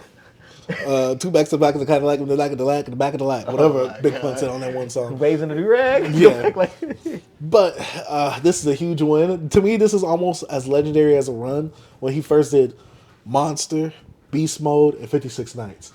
Just from the releases, but not like from the music standpoint. Yeah, from the releases, not like the actual quality of the music itself. I think from a release standpoint wise, this has been a great year for Future because I'm gonna be real with y'all. As a Future fan, I did not think we was going to hit something like this again. I thought that he was done after The Wizard because he was like, yeah, this era of Future for me, it's kind of done. I'm like, and you know, he kind of said that with The Wizard, but then he kept going. I'm like, he's kind of getting a bit shaky. I'm like, with the High Off Life. And then he had the other, you know, the projects with Uzi and Juice WRLD. I hated that stuff. And I'm just like, oh, this is getting really shaky. Even though I don't count that towards him because those are collab projects. Because all his other projects by himself been pretty solid, especially with I Never Liked You, which I think is his best post the DS2 era of Future. I didn't think we was going to get a Pete like this again, a 3-peat to be exact. And We Don't Trust You, We Still Don't Trust You, and Mixtape Pluto. We got 3 different Future projects that sound different over the course of 6 months. I've been eating well. I think I got to throw a little salt in the wound. A little bit. I just think this is more off his name instead of the quality of the music. I don't know, B, because it was getting shaky when High Off Life came out. But what is it was getting shaky. What his numbers do? I'm not sure, but obviously he had a #1. That's what I'm saying. I think this off his name. But I think and see this is the weird part. Bro, if we do quality of music, to me, it's not it. I mean, this isn't up there with not even just era. Mixtape Pluto. I'm talking about. That's what I'm saying. I'm saying this whole era. I said it before. I'm like, I said We Don't Trust You was a good album, but look, this came out too late. I don't know if I ever vocalized this on this platform. Oh God. But Monster, alright to me. I never was a big Monster guy. I never was. Beast Mode, wasn't big on Beast Mode. 56 Nights. But DS2, Eater. Oh. I'm DS2 Future. I don't know why people love those mixtapes runs like that. I understand. B. No, I'm sorry. I don't think I ever told you that. I never really cared about them like this. It's B. Don't get me wrong. It's tracks on each of those projects that I love. But as a whole project, I didn't rock with them like that. Cause look, I know Future, for a long time as well. DS2, all that, but I never was a fan. Not saying it was to me, it wasn't all that. Like, I remember, I listened to that stuff, it wasn't all that to me. Never was. DS2 though, peak Future. Yes, he had tracks on those other projects that I like, but nah. DS2 Future? Mwah. I mean, DS2 Future is no topping. It's nothing better than that. It's nothing better than that. Yeah, but that's his peak. That's what I'm saying. Look, Monster, Beast Mode, 56 Nights, DS2, Purple Rain. No, Purple Rain was not it. Purple Rain was getting a bit shaky. Yeah. It was a bit shaky. Well, Evolve, whatever it's called. Evolve, Fire. No. Fire. No. Heater. Love Backwards. Fire. That gave us good vibes from Future mixtape. Mixtape Future vibes. And then we got Future Self-Titled. And then we got Hendrix. That is a great 8-project run. Fantastic. Phenomenal. I don't know what this guy is on. That boy Future was hungry after that breakup with Sierra. Sierra breaking up with Future has to be the best thing that ever happened to hip-hop. Best thing I ever did was Fall Out of Love. Facts. Fire. DS2. Fuego. And guess what? DS2, it's the perfect trap album. That's what I'm saying. But look, B, I feel like what he did with DS2 is like... It was a culmination of everything. I think it's all the stuff he was putting out, but it was the best tracks. I agree. Yank! I agree. Perfect. I feel like the other song, I know like Beast Mode was You gotta have the lead up, B. Bro, Beast Mode, I remember listening to Beast Mode and I'm like, why people like this? Like Zaytoven, I'm like, This is how I know you're not cultured into the trap genre like me. You're not tapped in, B. I think I was too much. B, are you one of those types that say that if Arenas is too late, it's a trap album? No, are you one of those I don't like that. I know. And I think I was, bro, come on, bro. I know trap. Oh, my bad. Censor. Editor Chase censor. Mark it right here. But I'm just saying, man, like, I don't know, bro. I don't know. It just never hit me. Cause like I knew you loved it, my cousin. Like I was back home when that dropped. But you got everybody loved that tape. I made that CD and put that on so many iPods and iPhones. I'm like, why do y'all like this so much? It's stuff on here I like, but it's like, it didn't hit me, B. It didn't hit me. B. All I'm saying. I don't know if I said that on the old pod or this. I just like, it never hit me. I remember you saying you didn't like Monster like that. Yeah. But I was like, oh, it's maybe just because, DS2 is just so good that, I don't see Monsters. But that's what I'm saying. DS2 was like, I've listened to those before DS2 dropped, though. So some people have Monster over DS2. yeah, they need to suck one. Is it? Ain't Throwaways on there? Because Throwaway is like a Cody and Crazy.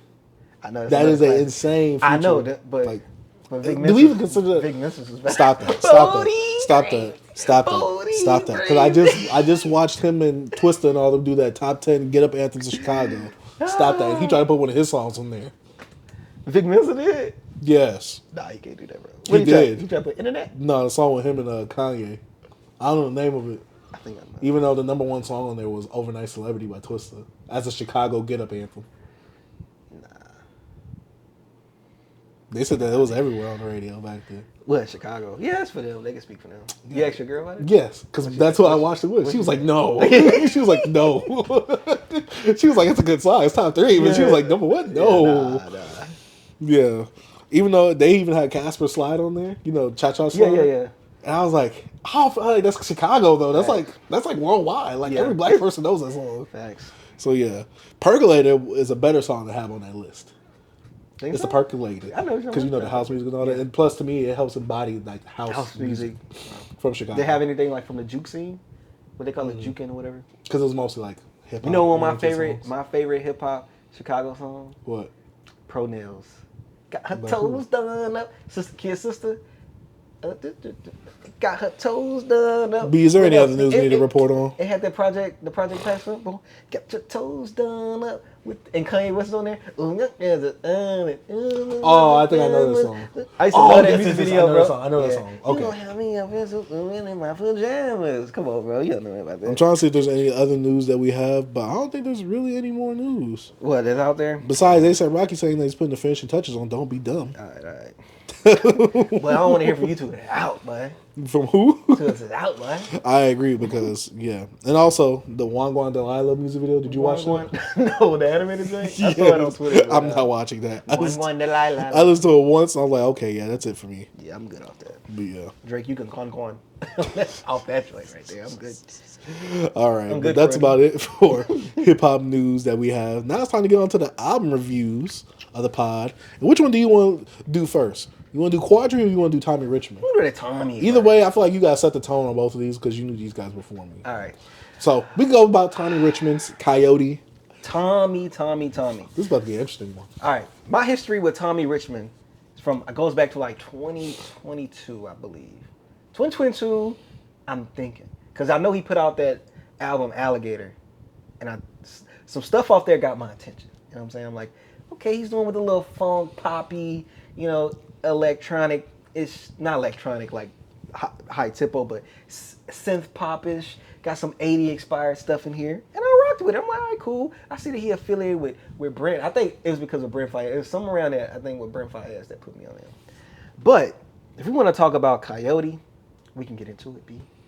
So, Tommy, he didn't put $1 Million Baby on here. He didn't put $1 Million Baby or Devil Is a Lie.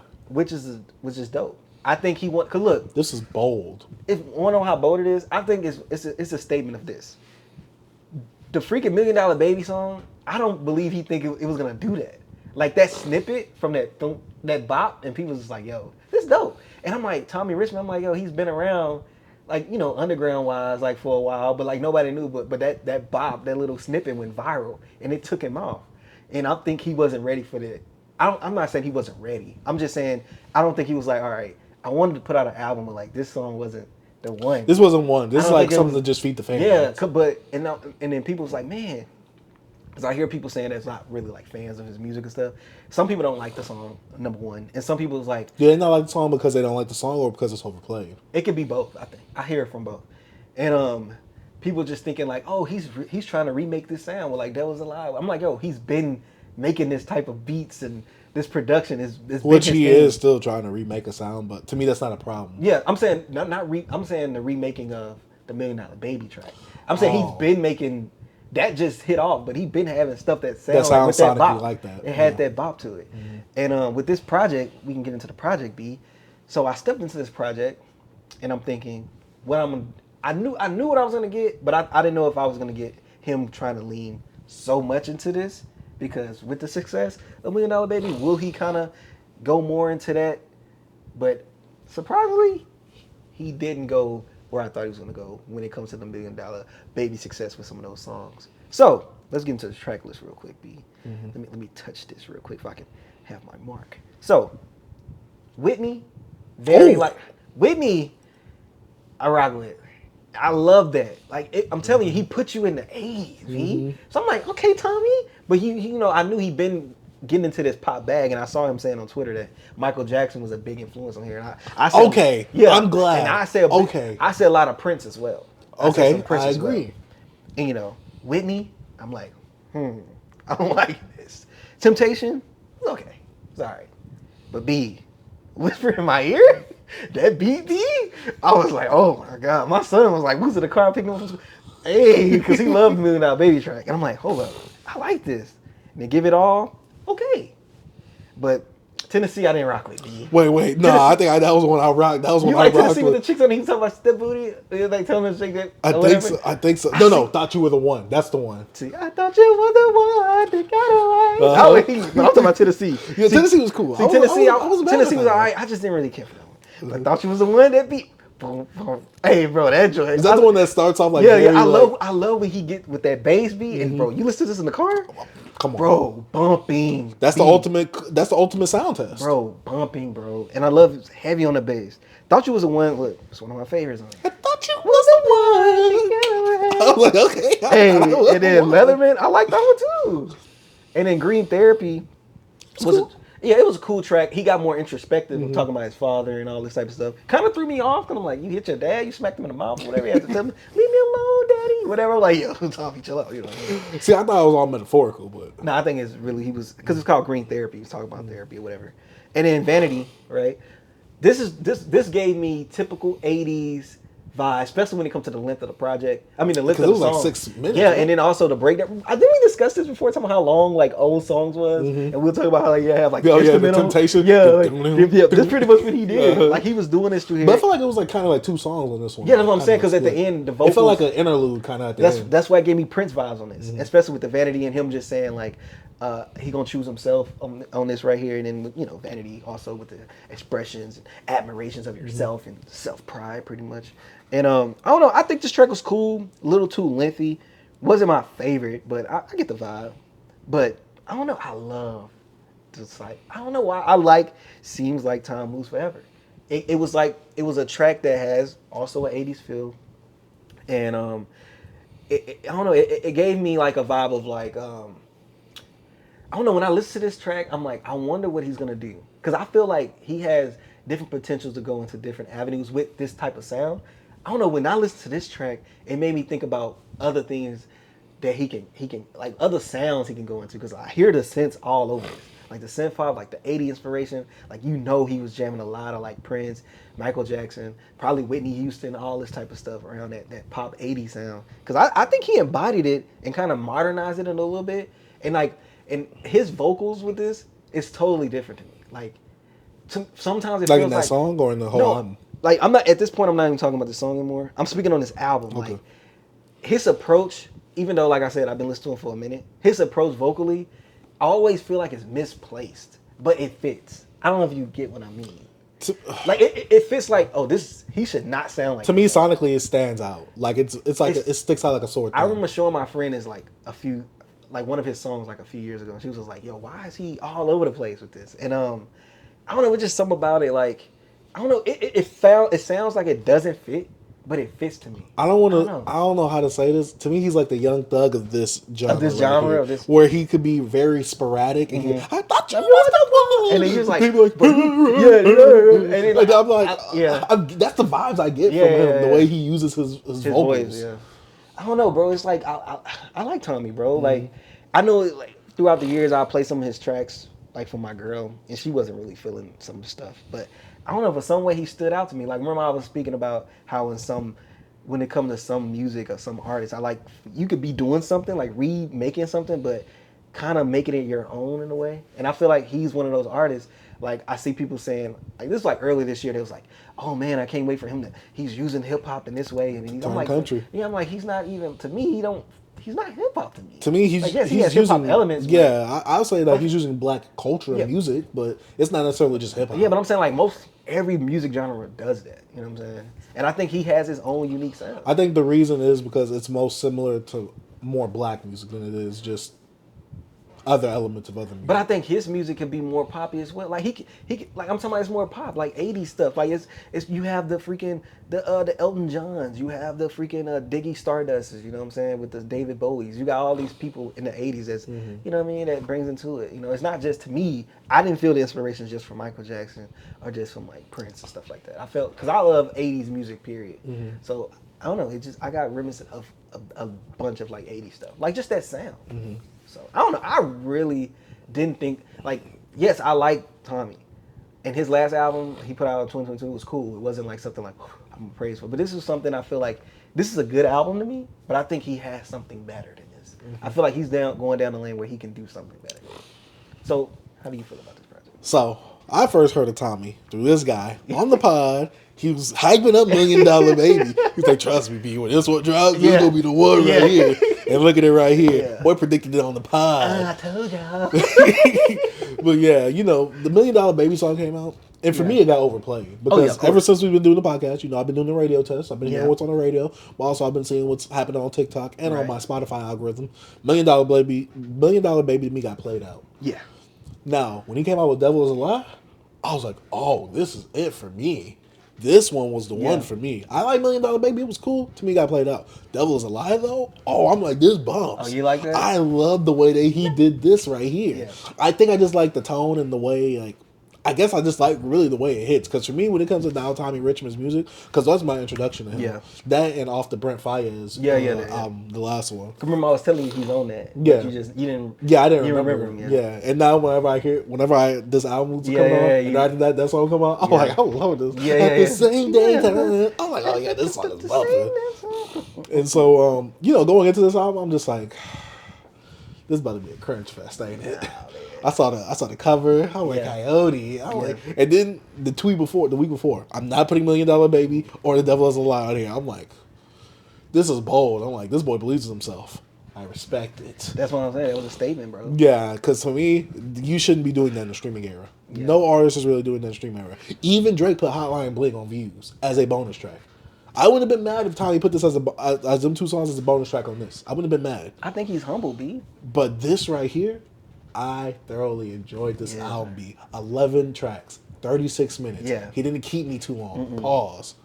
Fire, fuego. I came in here, I'm thinking, and I'm glad I listened to Thundercat before. I did not think it was going to sound anything like Thundercat's music, but it was kind of like a nice little gateway entry point into this right here, because to me, it's like, I think Thundercat's music is very accessible to where it's like, okay, it's fun. You can hear the vocals a lot. You can hear some of the vocal inflections that he's using.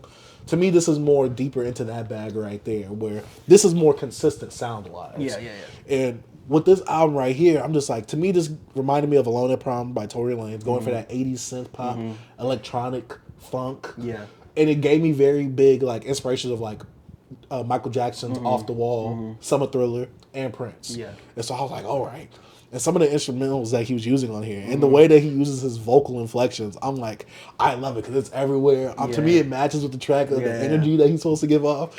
I'm like, oh man. Songs like Whitney, I love. Whisper in the Ear, Give It All, Thought You Were the One. I'm just like, the only thing to me that I really didn't care for on this album was the features. Yeah. The features didn't really do anything for me. Because he got his guys on there. Yeah, which I respect, but I'm being honest, they didn't really do anything for me. Yeah. But this right here, and then when I'm looking at the cover art, I'm like, yeah, this fits right here. Yeah, and one thing about him, especially like if you look at him, you wouldn't think he'll make this type of music. Especially how he market himself. Like he looks like he'll make country music. Yeah, you think he'll make country music? Looking at him? You know, he got like the freaking backwards hat, freaking right there? Nah, bro. He's like a hip hop artist or something. Like a bit with the sagging pants. He's like a yo white boy. Redneck. That's what he looks like, a redneck. No way. Yeah, it's me. With the mullet in the back? Oh what God. rapper you know with a mullet? No, Closest we got is Ludacris when he had the braids. That's closest to a mullet. Yuck. I'm just saying. Don't you want the one that got But away? I enjoyed this album. I'm pretty sure you thought I was gonna come in here disrespecting it. I thought you was. I was like, hey, don't be disrespectful, bro. Hey, this album, I enjoyed it, B. Bro, This is the album I played the most this weekend. Yeah, I played it once, right? And then I was like, man, I'm gonna play it once. I probably gonna need more than like 2 listens, maybe. Bro, I was like, nah. There was one day I played it like twice. Bro, I just be playing this joint. Thought you were the one. I love this album. Hey, I rock with it heavy, bro. And he, like I said, Tommy, you already got tracks, from your catalog that's just gonna stay in my playlist. But you got some on here that's just gonna stay. Yeah, in Tommy, I'm not gonna lie. If you want to do the deluxe version, just add those 2 singles that you had already. Go ahead and do that. Yeah, he Bump the probably streams will. up. Probably add like another one. Yeah, but to me, this is a bold statement because no rapper is doing this. Yeah, because I think he wanted to like let people know like, yo, I'm a humble guy. Those tracks, yeah, I got my streaming off that $1 Million Baby, but that song was just supposed to be a little loosey. I got tracks on here. I got bumps. And he put it out and I love it, bro. Now, I'm not gonna lie. If he goes a Tory Lanez route and makes like a diss 2 to this, like a full diss 2, and it's like a whole additional project to the project, I would like to see where he would go with this. Like, name it Coyote Moon. That's what Well, I mean, Tory did Alone at Prom Deluxe. And then he just made a second disc full of tracks, full of new music, which I did love. Hey. So if Coyote went the same route, I love this project. There was some songs where I'm like, dang, Weeknd could have been on this. Like, this is what I kind of envisioned Weeknd going on with Dawn FM, with some of these tracks right here. Even though Weeknd did his thing on Dawn FM, but I really love this. I like that synth pop 80s sound right there. To me, some of this music is perfect like at the bowling alley. It's just a little too loud because it's not like a what is love? It's in that same vein, but it's not as calm. Yeah. And the instrumental ain't going on by itself for that long. But to me, I'm like, okay, this is like, I don't know why I love this sound right here. It sounds I good. love it, B. I love it too, bro. I like what Tommy's doing, bro. And looking forward to more things you're gonna do. I've been a fan for a few years now. Hey, and I'm gonna support you, bro. You know? Yeah. If this comes out on vinyl, I'm buying this. Hey, bro, you drop a country album, I'm tuning in because it's gonna be Tommy country. B, you're letting the culture vulture come into the culture and just vulture off? He's not vulturing. It's music, baby. Nah, B, you're letting them culture vulture Do your off thing, of this. Tommy. Hey, Tommy, I'm not gonna lie. Retroactively, there was another song that came up of yours on my Spotify recommended. Shoot, I was jamming so hard. I like that song too. Hey, I think it's oh dang, I can't see it from there. But yeah, Is there any ones in my likes? No. But yeah, overall, I'm like, I love this. Let me see if I can find it right here. I think I can find it right here. Oh, Last Night. That's in my likes, ain't it? What you done it last night? Yeah. Yeah, it's on my right. Look. Overall, There you go. oh, I What didn't you see talk it. about But yeah, last night? I enjoyed this. Bro, I be bumping that like I used to be bumping that crazy with that drop, bro. I think it came out like sometime last year, bro. Don't you forget it. I'm not a better man. A better man. This album was so good. Bro, I didn't expect it to be this good. I didn't expect to enjoy it as much. Obviously, I think Apple Music, they categorize it as R&B and soul. It's really real. Bro, Tommy, bro, I knew it already. Bro, it's just crazy. I don't know, bro. I just have it, bro. I have that ear, bro. I knew it, bro. Thank me later, bro. I knew it, bro. I knew it. Alright, I'm just saying. Listen. Hey, Tommy Richman, Coyote, dope album, bro. Love the project. Yeah, I enjoyed it. I will be bumping it later this weekend too. Oh yeah. I might have to bump it at your wedding. Hey. Thought you was the one. All right. All right. But next project, I can't speak today. Next project we have is Ask a Magnolia. So B, I feel like you should segue this one in because I don't know who this is. You just put it on. You sprung this on me. I'm like, okay, cool. We'll listen to it. All Another right, underground artist, I'm presuming. Yeah. So, QUADRY. I have a lengthy, like, weird, not lengthy, like, history with this kid right here when it comes to his music. Because little on in 2018, I heard a project called Malik Ruff. Well, Malik Ruff. And, like, I got put on to this by, like, somebody in, like, Reddit or something like that. Like, it's, like, around the time when I moved it in, bro. Mm-hmm. I played it a few times. I liked it. And I'm like, all right, this is pretty cool, man. But some people were like, really like this joint. I remember people was like, like in the community, was like rocking with it. But then I wasn't really hearing nothing about this kid much, right? So It looked like the Stone Immaculate cover. Stone Immaculate cover, kind of. So probably like 2019, 2020, I've like followed him on like Instagram or whatever, and I seen that he was putting out a little stuff, and like I think I played like this project, the Mercy Raps Volume 5. I remember that, and then I remember at the time I had Apple Music, and this joint popped up. They Think We Ghetto, and I heard this in like 2021. But like when I was playing this stuff, Malik Ruff to me, Malik Ruff, how you wanna pronounce it? How's it spelled? It's just, you know, because some people say M-A-L-I-K? Malik Malik. It's M-A. L-I-K? Malik. Yeah, Malik Ruff. So I like it. But I mean, some people was just, it's just something about him at that time, it just didn't stick with me like that. But I also still, you know, followed him on Instagram or whatever. He'll put out stuff. And like, I didn't listen to this Don't You Weep. I finally listened to this today. I mean, not today, but like a few weeks ago. I never listened to that project from him with Jansport J. But I listened to Think We Was Ghetto, and it had some tracks on there I rock with. But I didn't really go back to the dude like that, right? Mm-hmm. So like randomly, had to be like 3 months ago, 3 or 4 months ago. I'm on Instagram, and his video for where is that? This video for the Ghost of Brandywine was popped up on my algorithm, and I clicked it. I'm like, oh snap! I know this dude, whatever, blah blah blah. Like I play his stuff or whatever, you know, in the past, and I'm like, oh yeah, I like this. You know what I'm saying? Like I'm liking this track or whatever, and I'm like, I'm gonna wait for the album to come out. So I made sure that I'm like, I don't follow him on Twitter, but I follow him on Instagram. So I went and followed him on Twitter, and I'm like, all right, I'm gonna follow him on Twitter, and I'm gonna keep tabs on when he started dropping the album, because I saw him. I was subscribed to him on YouTube as I saw that video, and his stuff would pop up. Like he was putting out like some of the songs like video wise, whatever like that, and he was like, "This is fire." You know, I think Tizo Touchdown did it as well. But this joint came out on a Thursday. B took me off guard.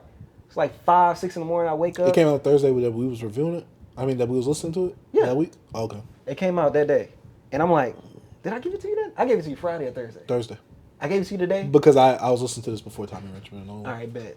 Okay, so played this joint on my way to work, like I usually do. Short project, and I'm like, yo, I rock with this, bro. I think I was like, I knew about your past projects. You have mad talent. I feel like with Malik Ruff, you kind of ventured in different like production wise. Like you could tell that he's one of those kids that like study music, that's really into music. But I don't know. But with this project right here, bro, it has so many different nuggets, and it felt like, to me, this album felt like a coming of age, like, because he was speaking from his perspective, some of his homies' perspectives, and it just felt like that good kid, like, even though it seemed like you was partaking in some activities as well yourself, but I don't know, I just related with this project so much, B, and like, I don't know if it's like, that's what I'm saying, I don't know if it's my Southern bias, because like, I don't know, it's just, his story feel like a story that's so familiar to me, and with My Little Revelation, like him with that, the production on this project is just amazing to me. I really like the production. Did he produce it? I know he has other producers now. I should look and get the details of like some of the producers on here. But like Ghost of Brainwash, like his voice stands out to me. I really love his voice. I like how he uses it on like pretty much a lot of these songs, bro. And like he has a uniqueness to him. You know what I mean? He don't sound like nobody in my opinion.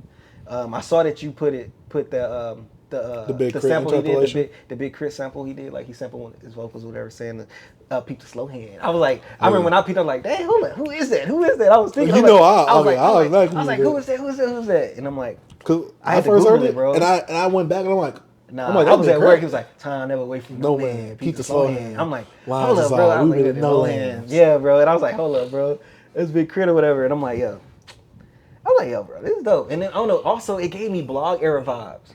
Like this would be. He actually talks about that. Yeah, it would have came out around that time. You know what I'm saying? Okay, good. I'm glad that we're on the same. Yeah, it just gave me that vibe. I don't know. It was so perfect. I guess you hit me in a very emotional time with me, especially when it comes to like us jamming blog era and like finding this disconnect from albums to me and not really sitting with a project. And bro, to be honest, bro, your project. Like I tweeted you and told you the only thing I don't like about your project is that it's too short. And like, bro, this is something like I just keep playing, B. Like I let it play all the way through, and I go back. Like the subject matter of like being from the hood, having your friends, you leaving, going to LA, them looking at you a different way, and you being like, you know, is you wrong? Like that's probably one of my favorite tracks on here. Like, oh, I'm wrong or whatever. Like I'm trying to like not leave y'all behind, but like I gotta do me. You know what I'm saying? It's just like, dang. Like I felt that, and just especially him going through like finding out how his friend got killed, and him being like in a label meeting, just the time, and I'm just like, dang, bro, that's hardened, bro. And it's just like him speaking about the service of the funeral and everything, and I'm like, dang, I don't know, bro. Like, bro, lyrically, I think he stepped up a lot, and like when it comes to sonically with the cohesiveness of the album to me, like to me, I think it just is like placed really well. From like, cause I feel like from this, Malik Ruff is probably his other best project. Cause like me listening to that again now with growner man ears, and like you being that young, and like some of the stuff you was talking about on that was dope. And like you, bro, like I said, you being from the South as well, like I don't know, just relate to it. Being from Baton Rouge and stuff like that, like, you know, Texas, Louisiana have that connection always, you know what I'm saying? So it's like, I don't know, bro, like, this is probably one of my favorite albums this year, V. Like, I don't know how you feel about it, but I've been jamming this a lot, man, like, a lot. And I love the direction he did. I love the cover art, and I love some of the stuff he was doing, like, with the music videos, and I could tell that with each music video, it had you that vintage, that flashback feel. And I'm like, you could, like, this whole project it's like a flashback. It's his life. And I guess the Ash to Magnolia is like, you know, I don't know. I should have looked up, like, I know because what a magnolia is.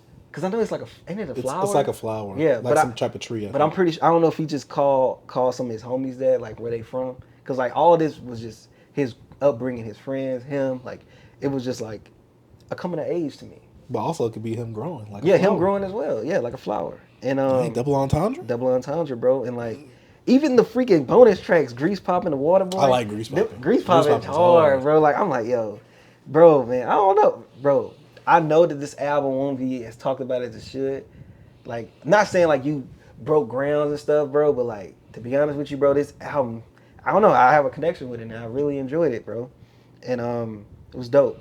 I just had the support. Like, he hit me up in the DMs and asked, you know, that I want, you know. Oh, he followed you? Yeah, he followed me and everything. He hit me up in the DMs like, yo, bro, hey, I got some tracks that, you know, ain't been released, you know what I'm saying, that was on the project, but you want the link, you know, it's gonna be a fee, but, you know, you can tell. I'm like, yeah, bro, I support you. Oh, wait, was this a mass sending message, or was this personal? No, it was me and him talking. Oh. We was talking back and forth with each other.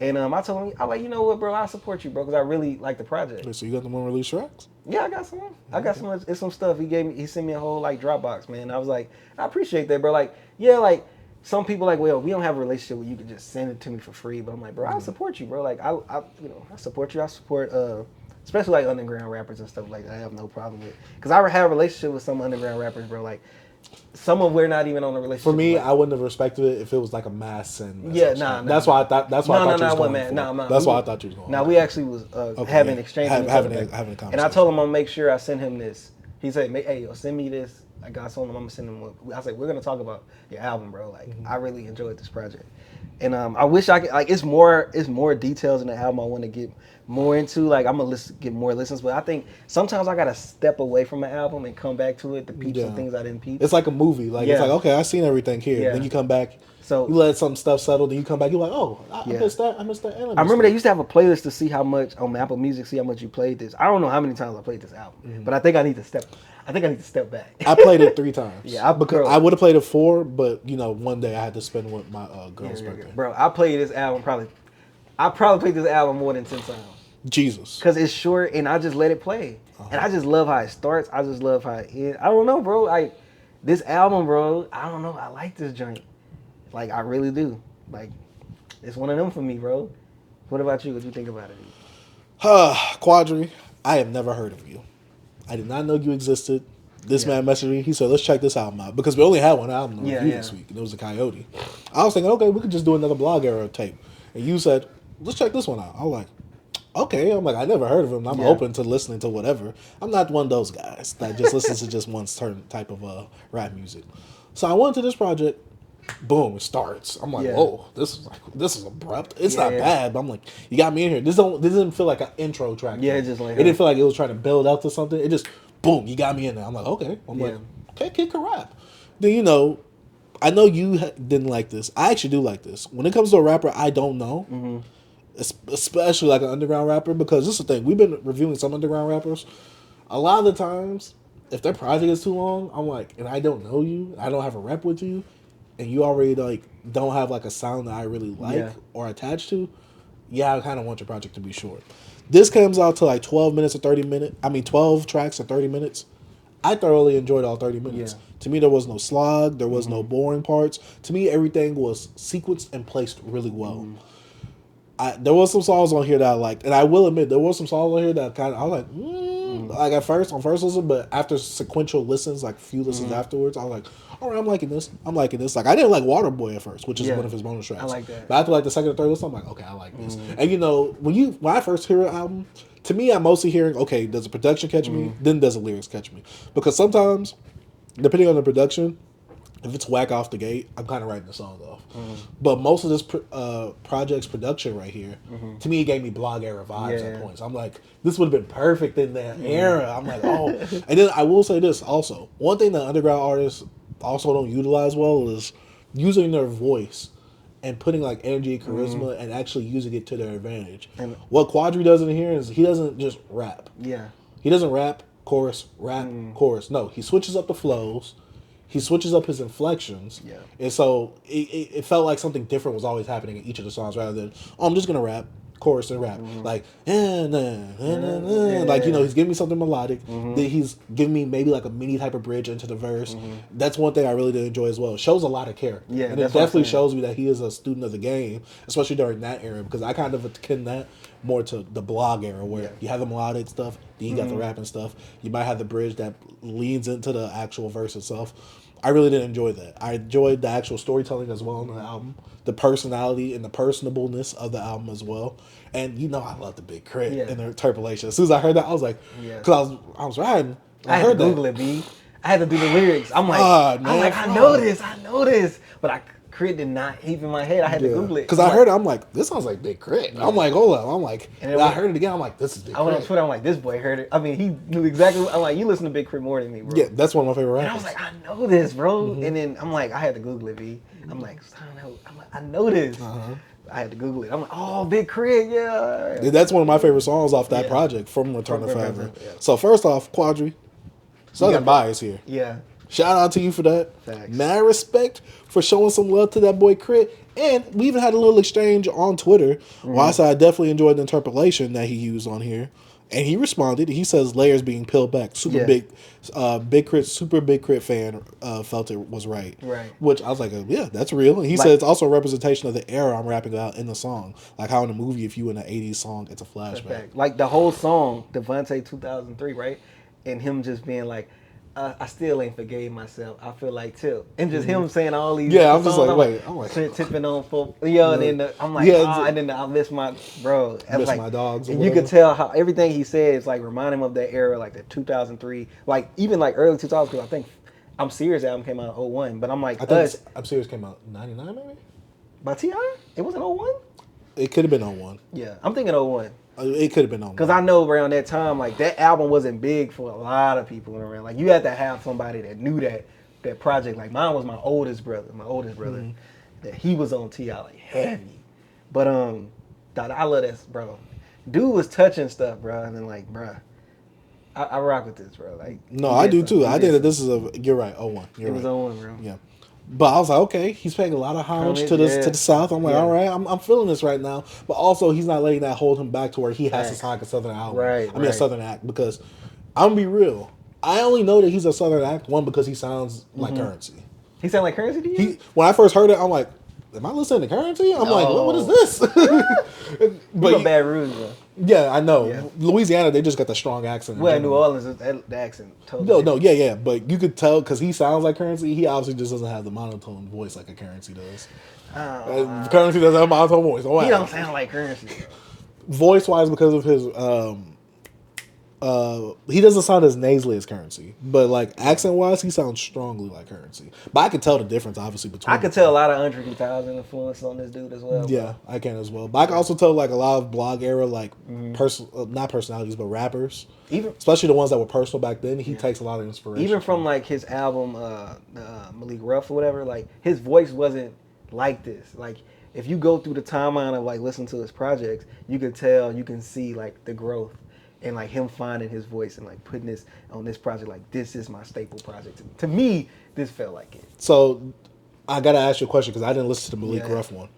Does he sound more comfortable on this production? Does he sound more confident on this one? He sound more confident as an MC, as a total artist. Okay, Total package because on this. to me on this he does sound not comfortable in a bad way, but comfortable as in like you know how to fit in the pocket. Because to me, like I said, a lot of underground artists they think rap chorus. Because to me, he's like, because if you go and listen to his stuff, like he's not just that typical like underground, like like a West Side Gun or like a Mach-Hommy night. He's like the type of like I can rap with like Smino, I can rap with like Isaiah Rashad, like I can fit into that category and just I'm that type of artist. You know what I'm saying? That's how I looked at him. No, that's how I look at him as well. Yeah. It when I had to categorize him because to me, one thing I appreciate about underground rappers, and this is one thing I appreciate about him. He's trying to make a good song. Yeah. I want you to make a good song. Yeah, Make a good song. And I could tell that like he wanted to actually have that story out there. Like the stuff, I feel like he don't rap just to rap. That's what I got. That's why to me this felt personable and engaging. Yeah, it like you could tell he's just like I'm just gonna put a song out. Like you could see through the breaks of like his projects and like he's like when I want to rap when I have something to say. And I feel like he had a lot to say on this project. And especially doing like a homage to his boys. His where he from and everything like that. It's like the blog era brought like a lot of kids like us or like kids that probably grew up in bad environments but also was into all these different type of things, like that hood nerd kid. Because like it's kids, they think like, oh, you in the hood, they think all of us are like gangsta or something like that. But like, it's a few of them that's just gangsta over there, and you got your homies that you don't want in the mix, but they still around, blah, blah, blah. Like, I don't know, that's their relatability. Like seeing the things he's seen, the scene he was around, like I feel you, bro. Like I feel you. I don't know, man.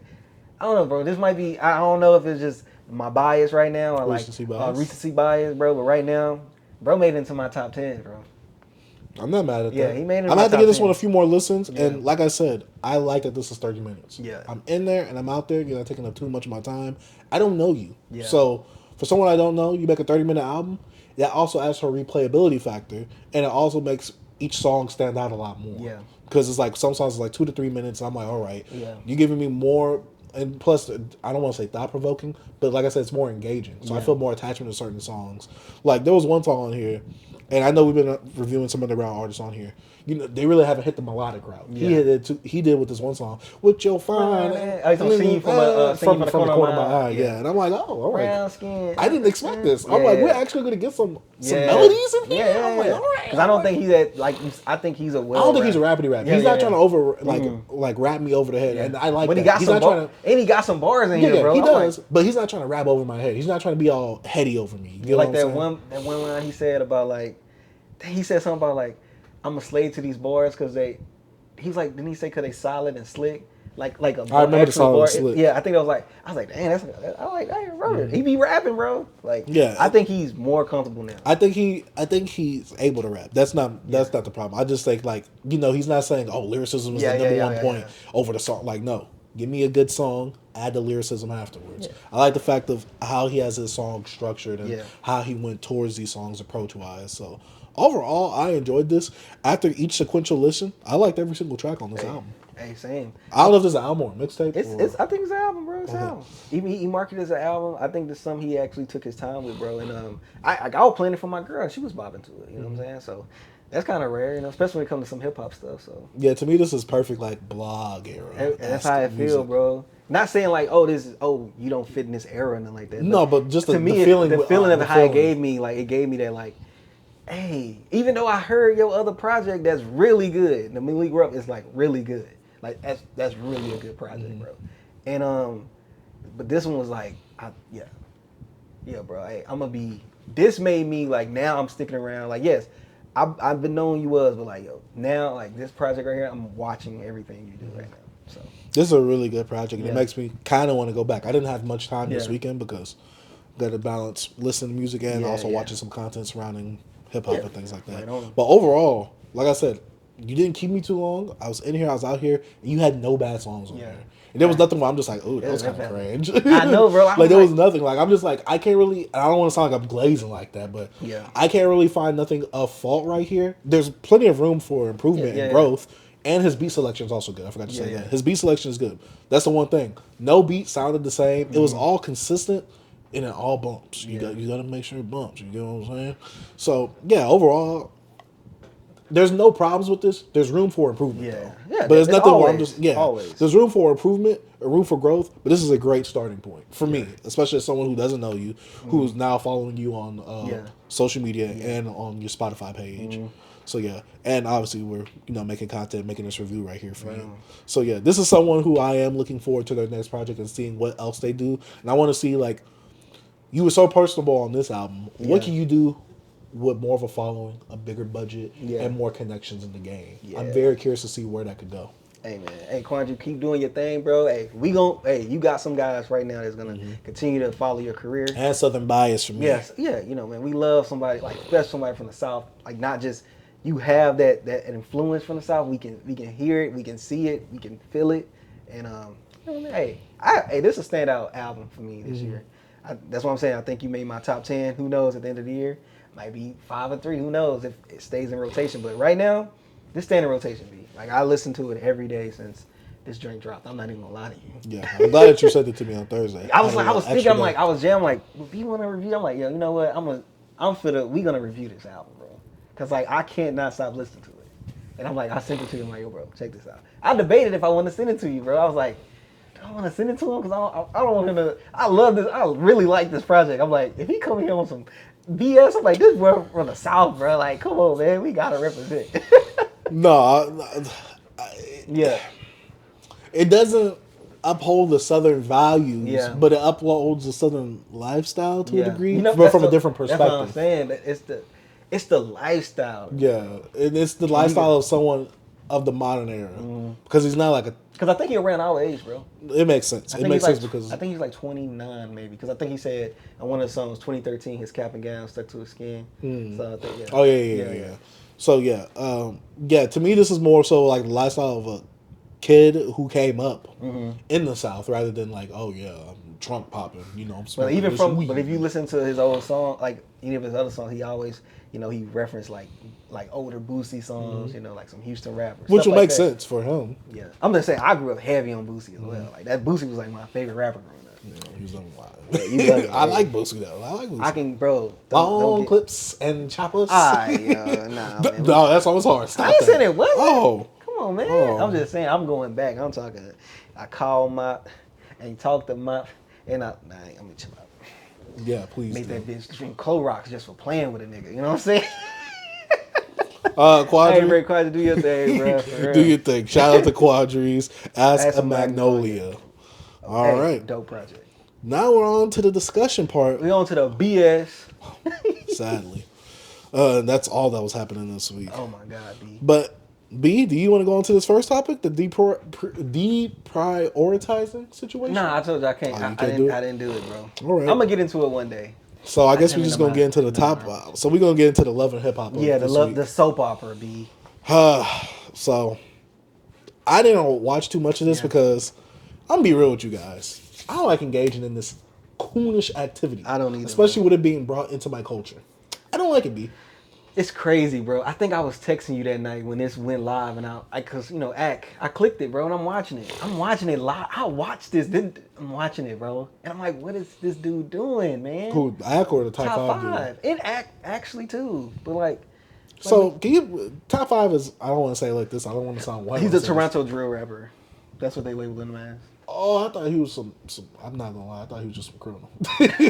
So I was like, oh yeah, Drake freed him out of jail or whatever. I'm like, huh? Now he paid for his lawyer fees. Drake didn't do Oh, him. see, and that's why I was like, huh? I was so confused. Like I was just stepping away from that. 'Cause I'm like, Yeah, they just didn't have enough evidence to convict him. They actually brought a guy from. He used to be a rapper. Well, he's still a rapper. My bad, guy.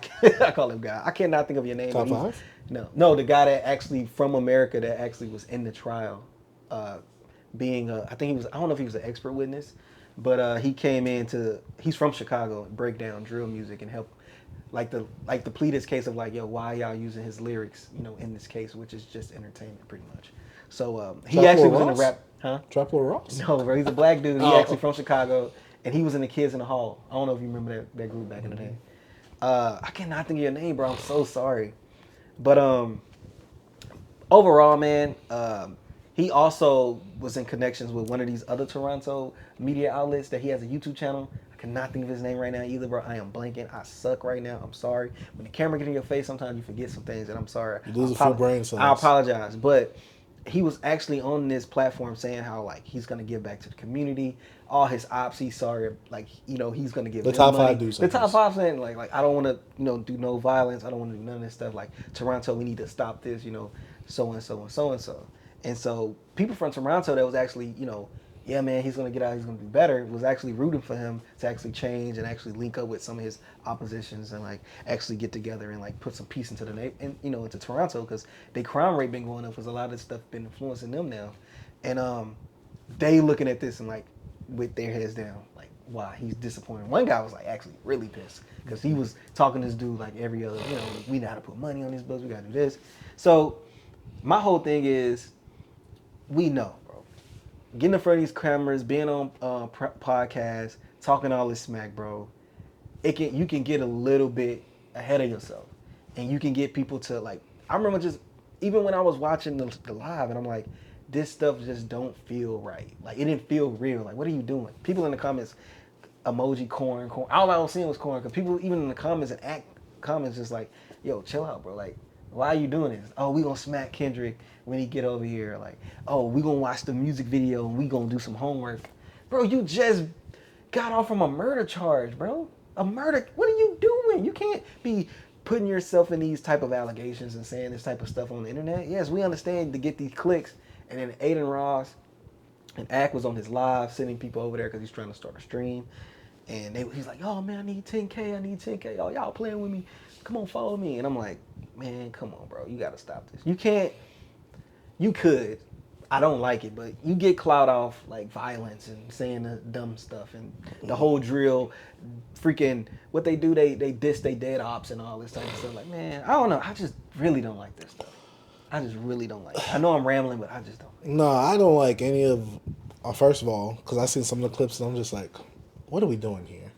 I don't like any of this because all this beef, it was all supposed to just stay on wax. Yes, people like Ebony Prince, basically anybody outside of Kendrick's actual immediate circle and Drake's immediate circle. It's just like they've been loving hip hop and this whole thing up, and I do not like it at all. They've been dramatizing the beef to where it's like the beef is over. Yeah. Shut up. It's like no one's talking about the beef. Neither of these artists are talking about the beef. It's really Ak and a whole bunch of other content creators helping perpetuate certain dramas and certain scenarios and certain outcomes to be happening because I hate it because there's one person I've been seeing this week. Her name is Chilling with Monet. Yeah, Moni. we talked about it. Yeah, I followed her on the pod page and all that type of stuff. And some of the stuff I've been seeing her tweet, I'm just like, I don't know. It's like, a lot of hip hop outlets, in terms of like the messy ones, the ones who are trying to go viral, they've been really tweeting about this. I'm just like, I don't respect it. Like, I don't.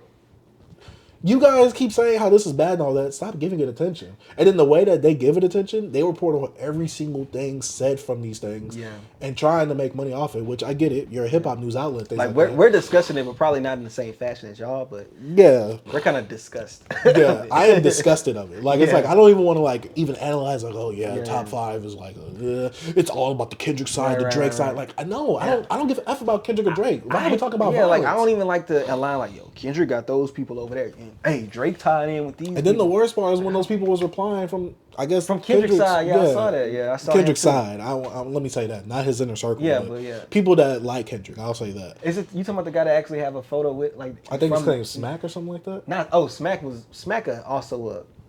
Smack is actually in like his camp. Like they actually know each other, but he's actually a content creator. I thought you were talking about the dude on Twitter. The J Mac dude? Yeah, they actually. He has been cloud chasing. Yeah, he's actually like I think friends with Kendrick or whatever. They still been cloud chasing off of his name. And I'm just like, I guess my thing is this: as a man, stop talking for another man. It's not even that. I was like, I'll stay off the internet with it. Yeah, because it's like, why are y'all incriminating yourselves? Because if something happens, then what? Pull up some tweets. Tweets is already there. It's on the internet forever, even if you delete it. Yeah. My thing is this, because for me, he's been clout chasing as well. I'm tired of seeing him on my timeline. Oh, that dude. The J Mac hit or whatever his name is, the one that has an old picture of him and Kendrick together. Yeah. I'm just like, and everybody's trying to like, dude, stop clout chasing your bum ass music. And I'm like, yes, facts.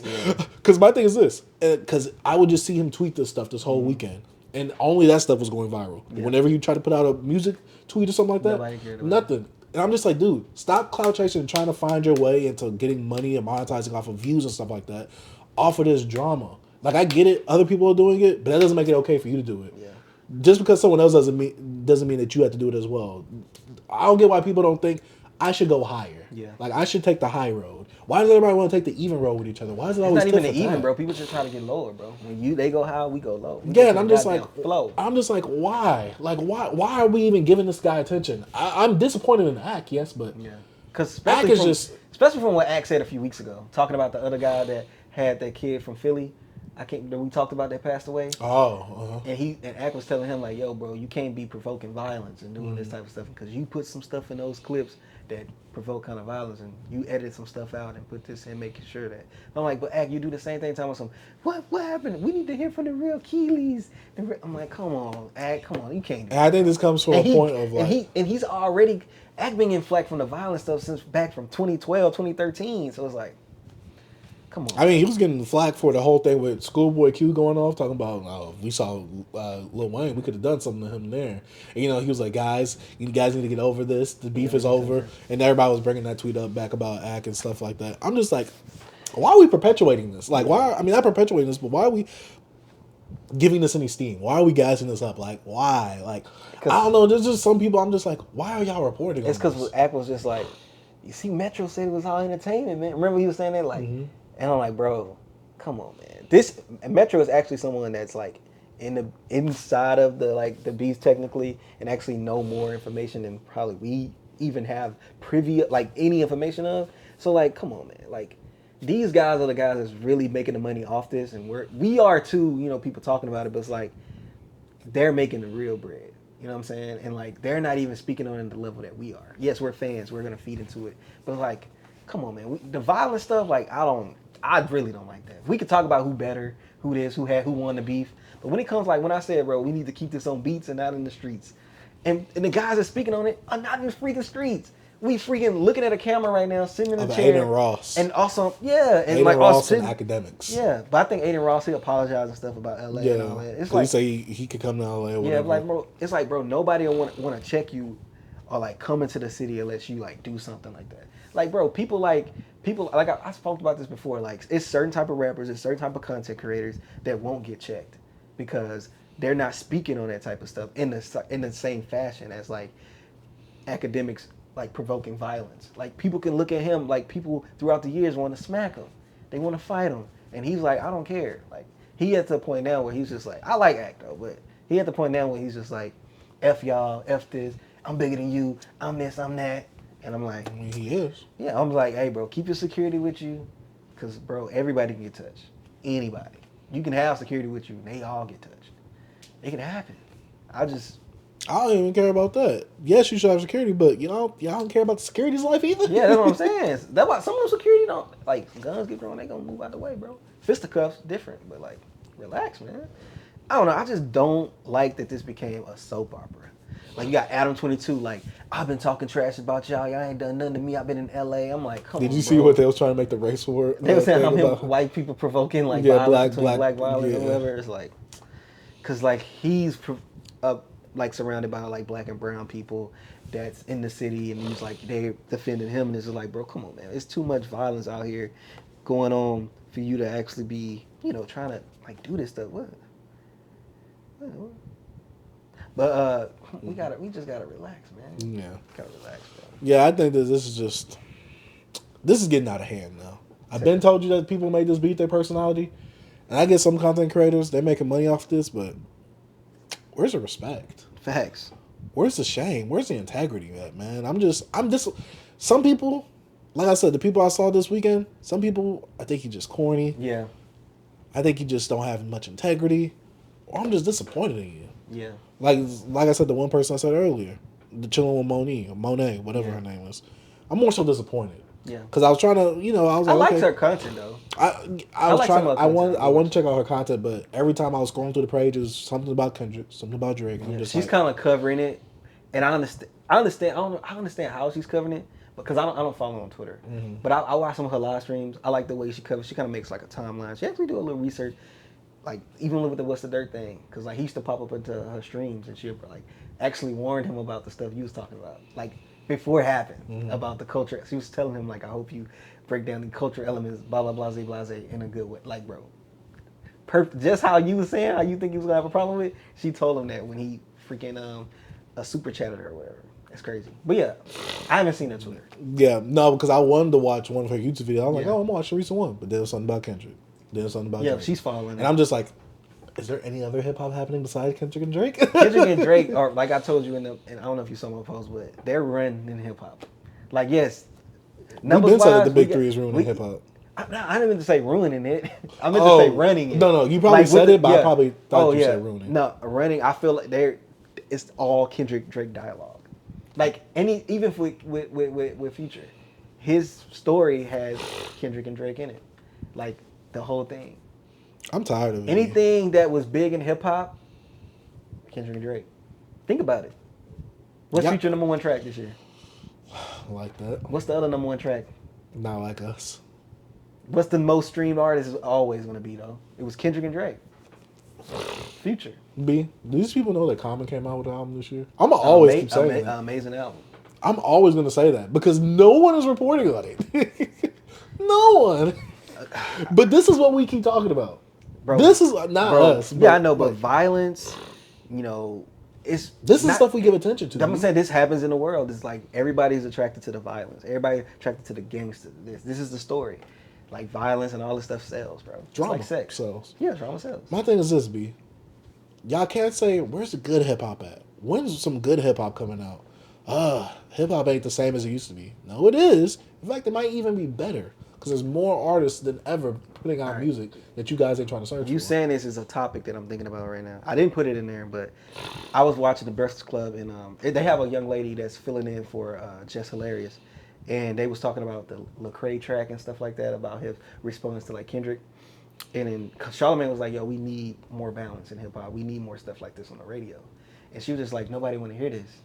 Like, nobody want to hear this. Like, most people not want to hear this type of stuff. Thank you. And my thing was, like, nobody want to hear it because we are in control. We're in control of what, like, because we'll bring, like, the radio plays they know what people want to listen to, like, at the clubs or whatever. But it still can be a balance from, like, we have a good amount of people listen to this stuff. We can control the music. Like, for, like, you saying, like, the people talking about this, well, let's speak about this more. That's what my whole thing is. A lot of us, everybody don't just listen to trap music or don't listen to this. We all have a certain sector of, like, a music we listen to where we just kind of want to, like, like, yo, this is some good thought-provoking music. This is some good stuff for the community. But we don't go hard for it like we do on other stuff. Oh, so just like how I keep saying that people always want to complain about white media but don't support the black media. It's the same thing. It's like, we have control. We could change this. You can, like the corporations could want this, but it's the people still have to do it. Like, yes, they say, you can manufacture this stuff, but no. You still need actual people out here. Because this is my thing, right? When I go to the movies, they're going to show you trailers of movies that are in the same vein because you're most likely liking that genre of movie. Just because you see the trailer don't mean you're most likely going to go see that movie, though. I do because I like horror movies. Yeah. If I see a horror trailer and I'm interested, I'm going to go see it. I've been slacking lately. But either way, nothing can force me to do something I don't want to do. I see something on the internet, like Bounty paper towels or whatever. If I see Bounty paper towel and I see a name brand paper towel in the store, I'm going to buy whichever one is cheaper and does the same exact goddamn thing. Yeah. No commercial for me is going to tell me what I should like, what I want to like, and things like that. I'm in control of that. Yeah. Spotify's algorithm, I don't know how it does that, but it does try to do that, where it tries to get you to... Yeah, because I'm just like, DJ X, let's play the top 10 songs of this year. No. Yeah. Play music that's part of my algorithm that I like. Do not try and force music on me, because I will instantly skip it. That's what happens, bro. We everything is, marketing is the most, it's the most thing that's budgeted behind in any corporation is your marketing, because marketing changes Everything is marketing you, even when you don't even know it, bro. Like even when we worked at a big store, and we knew, like you got those end caps, those companies pay for that marketing there. You have like companies pay for those shells, those items at the top for eye to eye. Kids can see certain suites. It's like, bro, marketing is so important in things, bro. Like it's so deep. It's so much detail in marketing, bro. And sometimes you can't escape it. Even when we think we not marketing for you. So this is my last. So this is one of my last points on the marketing actual aspect. Not my last points. When was the last time you seen like a Drake or just an artist billboard anywhere? Drake, a artist billboard. Drake or just another artist's billboard to promote their album. Oh, bro, we in freaking Texas, bro. I'm saying this. I'm like billboards with artists and stuff. That's like huge in like marketing in New York, Times Square, LA. I'm saying like it's bigger in those type of places. Mm-hmm. I don't think that's marketing dollars come out here like that. I don't think I ever seen that. Mm-hmm. Maybe in that. I see one at I'm thinking something. I seen one in Chicago for Lil Durk's album. Lil Durk, that's his city. I'm saying we don't makes sense. But I seen some posters around the city of Bryson Tiller's album too. Some posters. Yeah, like like posters like hung up of like his newest album that came out this year. Yeah. I seen posters hung up randomly in the city of Chicago. I'm saying that's different. That's big markets. Uh-huh. We not in a big market like. But LA, I'm saying Chicago, New York, Miami. I've seen the album billboards here before. Don't remember which ones. I don't remember. It had to be back in the day, bro. Probably. I'm talking about now. Like no, I mean people pay for big like Times Square. There's more people. There's more eyes on you. It's different. Like, do you think when you see a billboard, if you were to see one, they'd be like, oh, Most of the stuff that's marketed around in our area are like sports, or like freaking. I see Prize Picks. I see Joe Budden. I see Joe Budden now. Shout out to Joe. I see him, but music, not here. It's not the market. The bigger market. I feel like music marketing has never gotten to me. I could find music marketing. Yeah, like from big labels. From that artist, from their label, yeah. You're a huge Gucci Man fan, B. That was marketed to you. Everything is marketed to you. Oh, I mean like social media posters and like hyping things up and things like that. But I'm saying marketing. I know what you mean by that. That's the force, like like Instagram posts and like, check out this artist's new album coming out. I know what you're saying. Pre-save this right now. Yeah, besides the artist I was already interested in, marketing has never gotten me to be like, this person's coming out. Let me check out their new album. If I already wasn't a fan, that's what I'm trying to go at. Yeah, I got you. But yeah, man, this is disgusting. It's bad for the culture. Top 5, Adin Ross. Act. Y'all gotta relax. Get y'all act together. Adin, chill out. Stay with streaming, bro. You stay. You try to be with Trump and all them people, bro. Do that thing, man. Stay out of this stuff, that was bro. Sexy Red. Yeah, this stuff is not the lane you want to get into, bro. You don't want to go back and forth with people that's been having street ties and stuff. It's just not worth it, bro. Like, come on, bro. Like, you got too much to lose on each end. Everybody do. Like, we just gotta stop. It's just not worth it. I agree. It's not worth it. But yeah. That kind of covered all 3 topics. That's really what I just summed it up as. Yeah. But now, here comes a Twitter tweet. We're going to do a Twitter take. Jesus. And we got that boy Wale on here. Wale came out with a hot take and dipped and said he's not arguing it, B. Hold up, that's not a hot take. I don't know what you're talking about. Wale says, Future means so much to hip-hop. Facts. A top 10. Facts. I'm not debating that one. Also facts. Go into the comments, B. It's crazy because you used to be something. Now you just that Negro that's not as bad as me. Go into the comments, B. So he says it's crazy how I know what demo you in. Bitch. Bro, they being disrespectful to Wale, man. Brother, I have him top 3 and he's not second or third. GOAT, but he got a little bird right there. Future's 100% top 10 of all time. Bro, stop the cap. He's done a lot in the industry. Some like it, some don't. Whatever thing, nobody can deny the fact that he's big. Yeah. Pause on that? Yeah. We know. Thank you. Numero uno. Nah, some people actually... It's changed since you posted it in here, probably. Yeah. No, I haven't posted it. I just looked at it. No, I mean, you posted it in the docket. But yeah, I agree with Wale. He's spitting. When we talk about top 10, I'm talking about overall career. I'm talking about overall musical career. So you think I Can't Name 9 rappers had a better career than him?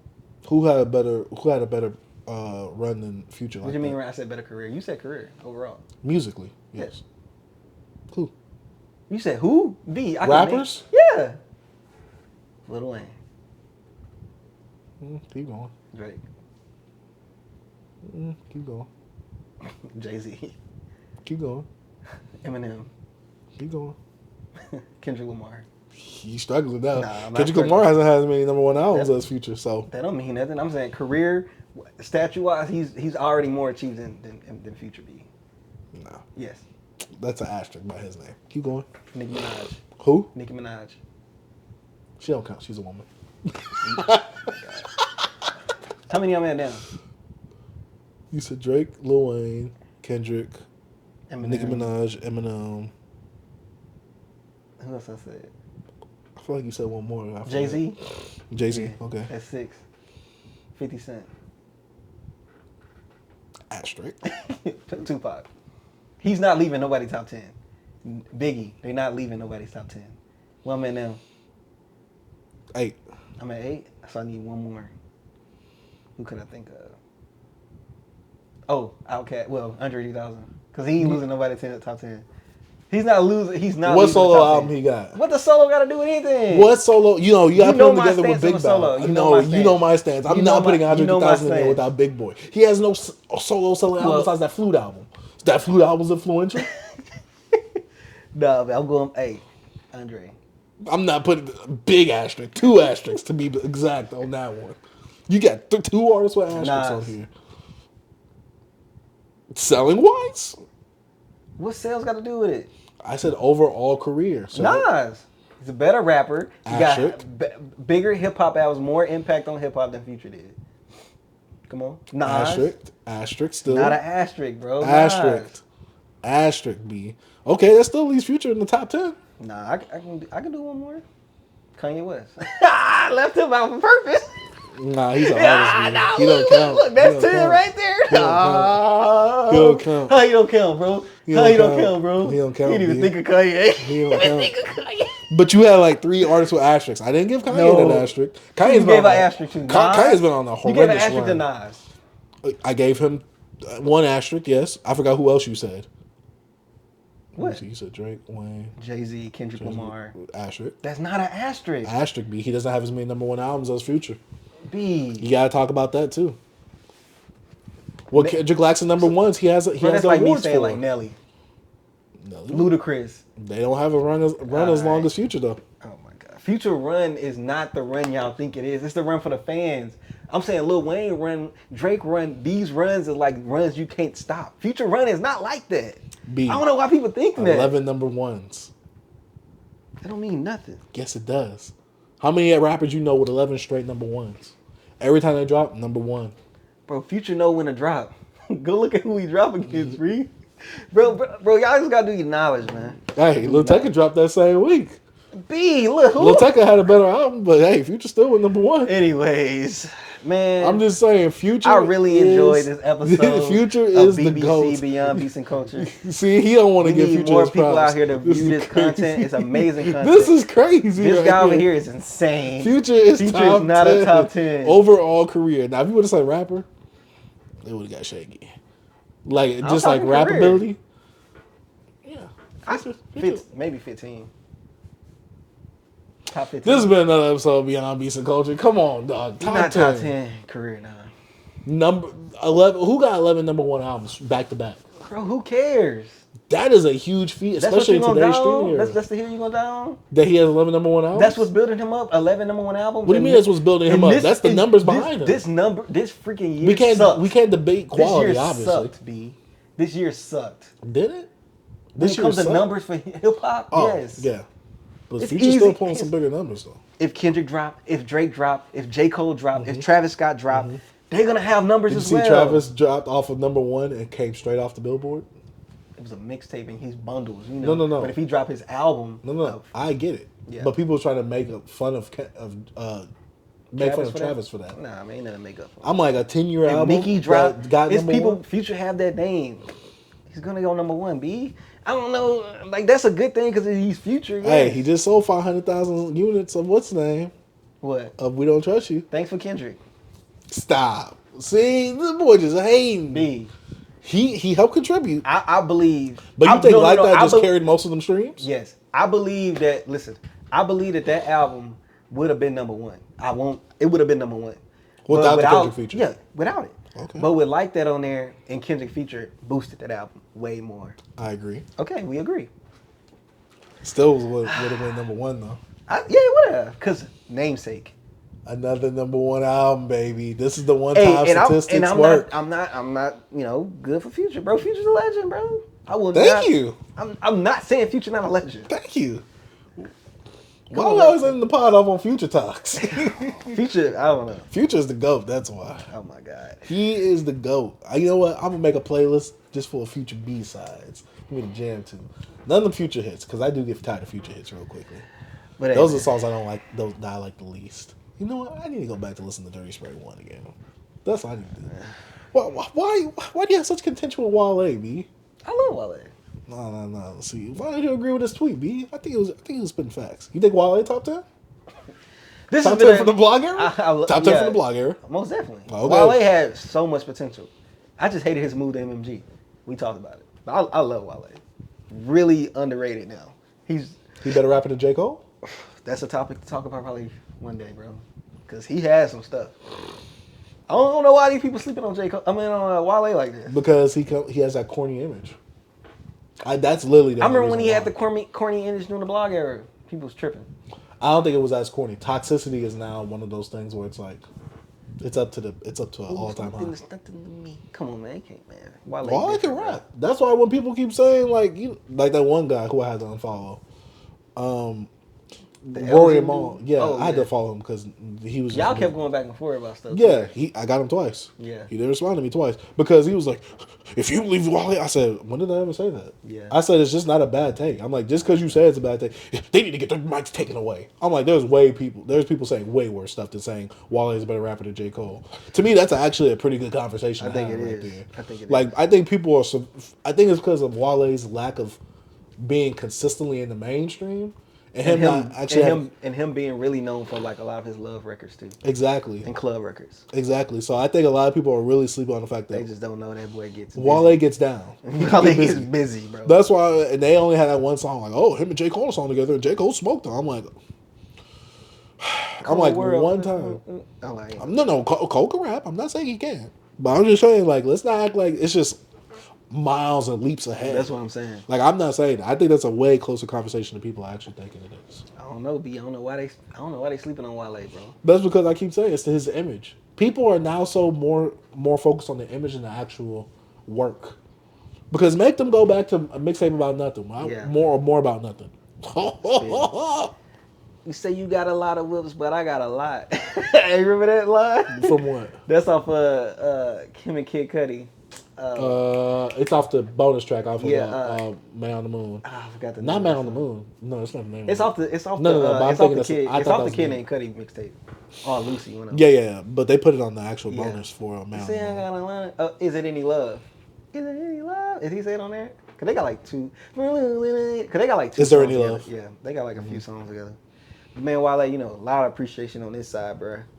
You know what I'm saying? And Wale, you were spitting about Future being top 10. I'm just being real with you right there. Cool take. It's a cool take. I just wanted to discuss it because I know this guy's a future Glazer, D Rider. Correct. Yeah. I have all except for like 2 of his vibes. I'm gonna send you that meme they have with the guy on the dick. Whoa! Oh, you're talking about the horse on the horse. And the horse is the meat. Yeah. You had over it? I deleted it like over 75% of my videos. With some lean in your hand or something. Hey, look, but I can acknowledge when Future comes out with some subpar music. Yeah, when I see my boy get some accolades, I'm cool with that because there was one point in Future's career. I'm not gonna lie, B. I thought it was over for him after Honest. Yeah. I thought it was it. Gotta be honest with you. I was like, it's over for this dude. You're an honest Future fan. I give you that. Yeah, because I'll tell you right now, all these Future projects coming out, they good, but they subpar compared to his run. Like I said, that Wizard run. I mean, the run from Monster to the Wizard. Yeah. Oh my God! I'm like, we're never gonna get that again. This Chapter 3 run that we had, it was cool, but it just wasn't as good as that one. All right. So hey, This has been another episode of BBC. That was so nasty. But yeah, this has been another episode of Beyond Beats and Culture. Make sure y'all check us out on all podcast streaming platforms, and make sure you check us out on YouTube. Like the video, hit the subscribe button if you haven't already, and don't forget to show love on the social media pages. Link tree will be in the description down below. Make sure you follow us, rate, comment on the show as well. Give it 5 stars. Hope your boy is out. And let us know what you think about the episode and the podcast. As usual, clips will be up on the YouTube. Daily content, as always. And next time you see this man, he won't be a single man. He'll have a ring around that finger. Yes, so, sir. ladies, the 3% that I bring in from my album reviews. I bring in from my face. Okay, I didn't know we was lying on this podcast. Calm down. You lucky we can't get DMs no more on YouTube. You right there like, oh, Chase, you're so insightful on your album reviews. Nah. All right, thank you. They'll be loving this sculpture of a man. No, they're trying to get you off for you being misogynistic. That's what it is. That'd be you. That's not me. You know the edits you do. Oh, let me edit that. Man, I'm like that little devil emoji. Yeah. Well, yeah, this Hey, has probably edit some stuff out for you, but leave me like, see how much misogynistic he is? keep all your stuff out. Hey, you saw how the barbs went at you that well. Oh boy, they was at me. Boy put the fuel on me. Boy tossed me out there to the devil. Hey, I was out there defending you. Boy put me out there with the devil. Me at work laughing. This boy. I'm going back and forth. Boy was wilding. I was going back and They forth. said, oh, we see that he's like they saw that you. They like, let's stop engaging with him because he likes this. They couldn't do about that. I said, get Miami. Got Nicki Minaj white down. They was like, yeah, we out of here. I was like, why are they still going back and forth with me? Every time they sent me the streaming numbers and the concert ticket sales numbers, I was like, bro, that's fake. I'm like, that's not real. That's Photoshop. You gotta show me something real. They really was going for that bait. Bro, the Barb's gotta be the dumbest fan base ever. I was really saying they dumb. I said Young Miami got her wiped down, dog. Thanks. She couldn't even outsell JT. I said, yeah, she can. I'm like, she got outsell Nicki Minaj in any stadium or arena. She's like, what proof do you have? It's not proof. I just know. I was just saying that stuff, and it was really going back and forth. Oh my God, B, they are delusional, bro. I ain't gonna say. I am, because I was the one going back and forth. I can say some wild stuff about them, but I'm gonna chill out, bro. They are femcells. They are wild. They are crazy. They are femcells. A lot of them Nicki Minaj, I think too. No, they want to be Nicki Minaj. Boy, it's funny because I was looking at a video of is her name Tokyo Tony, Black China's mom? Yeah. And she was acting crazy. I'm like, oh, I see it. Nicki Minaj, Barb's, they love Tokyo Tony. I see why y'all love them two women. Y'all, they got one thing in common. Crazy. Freaking crazy. And that's been another episode of Beyond Beats and Culture. My name is Chase the Dark Sage. I'm T. Peace. Peace. Man, shout out to Beyond Beats and Culture.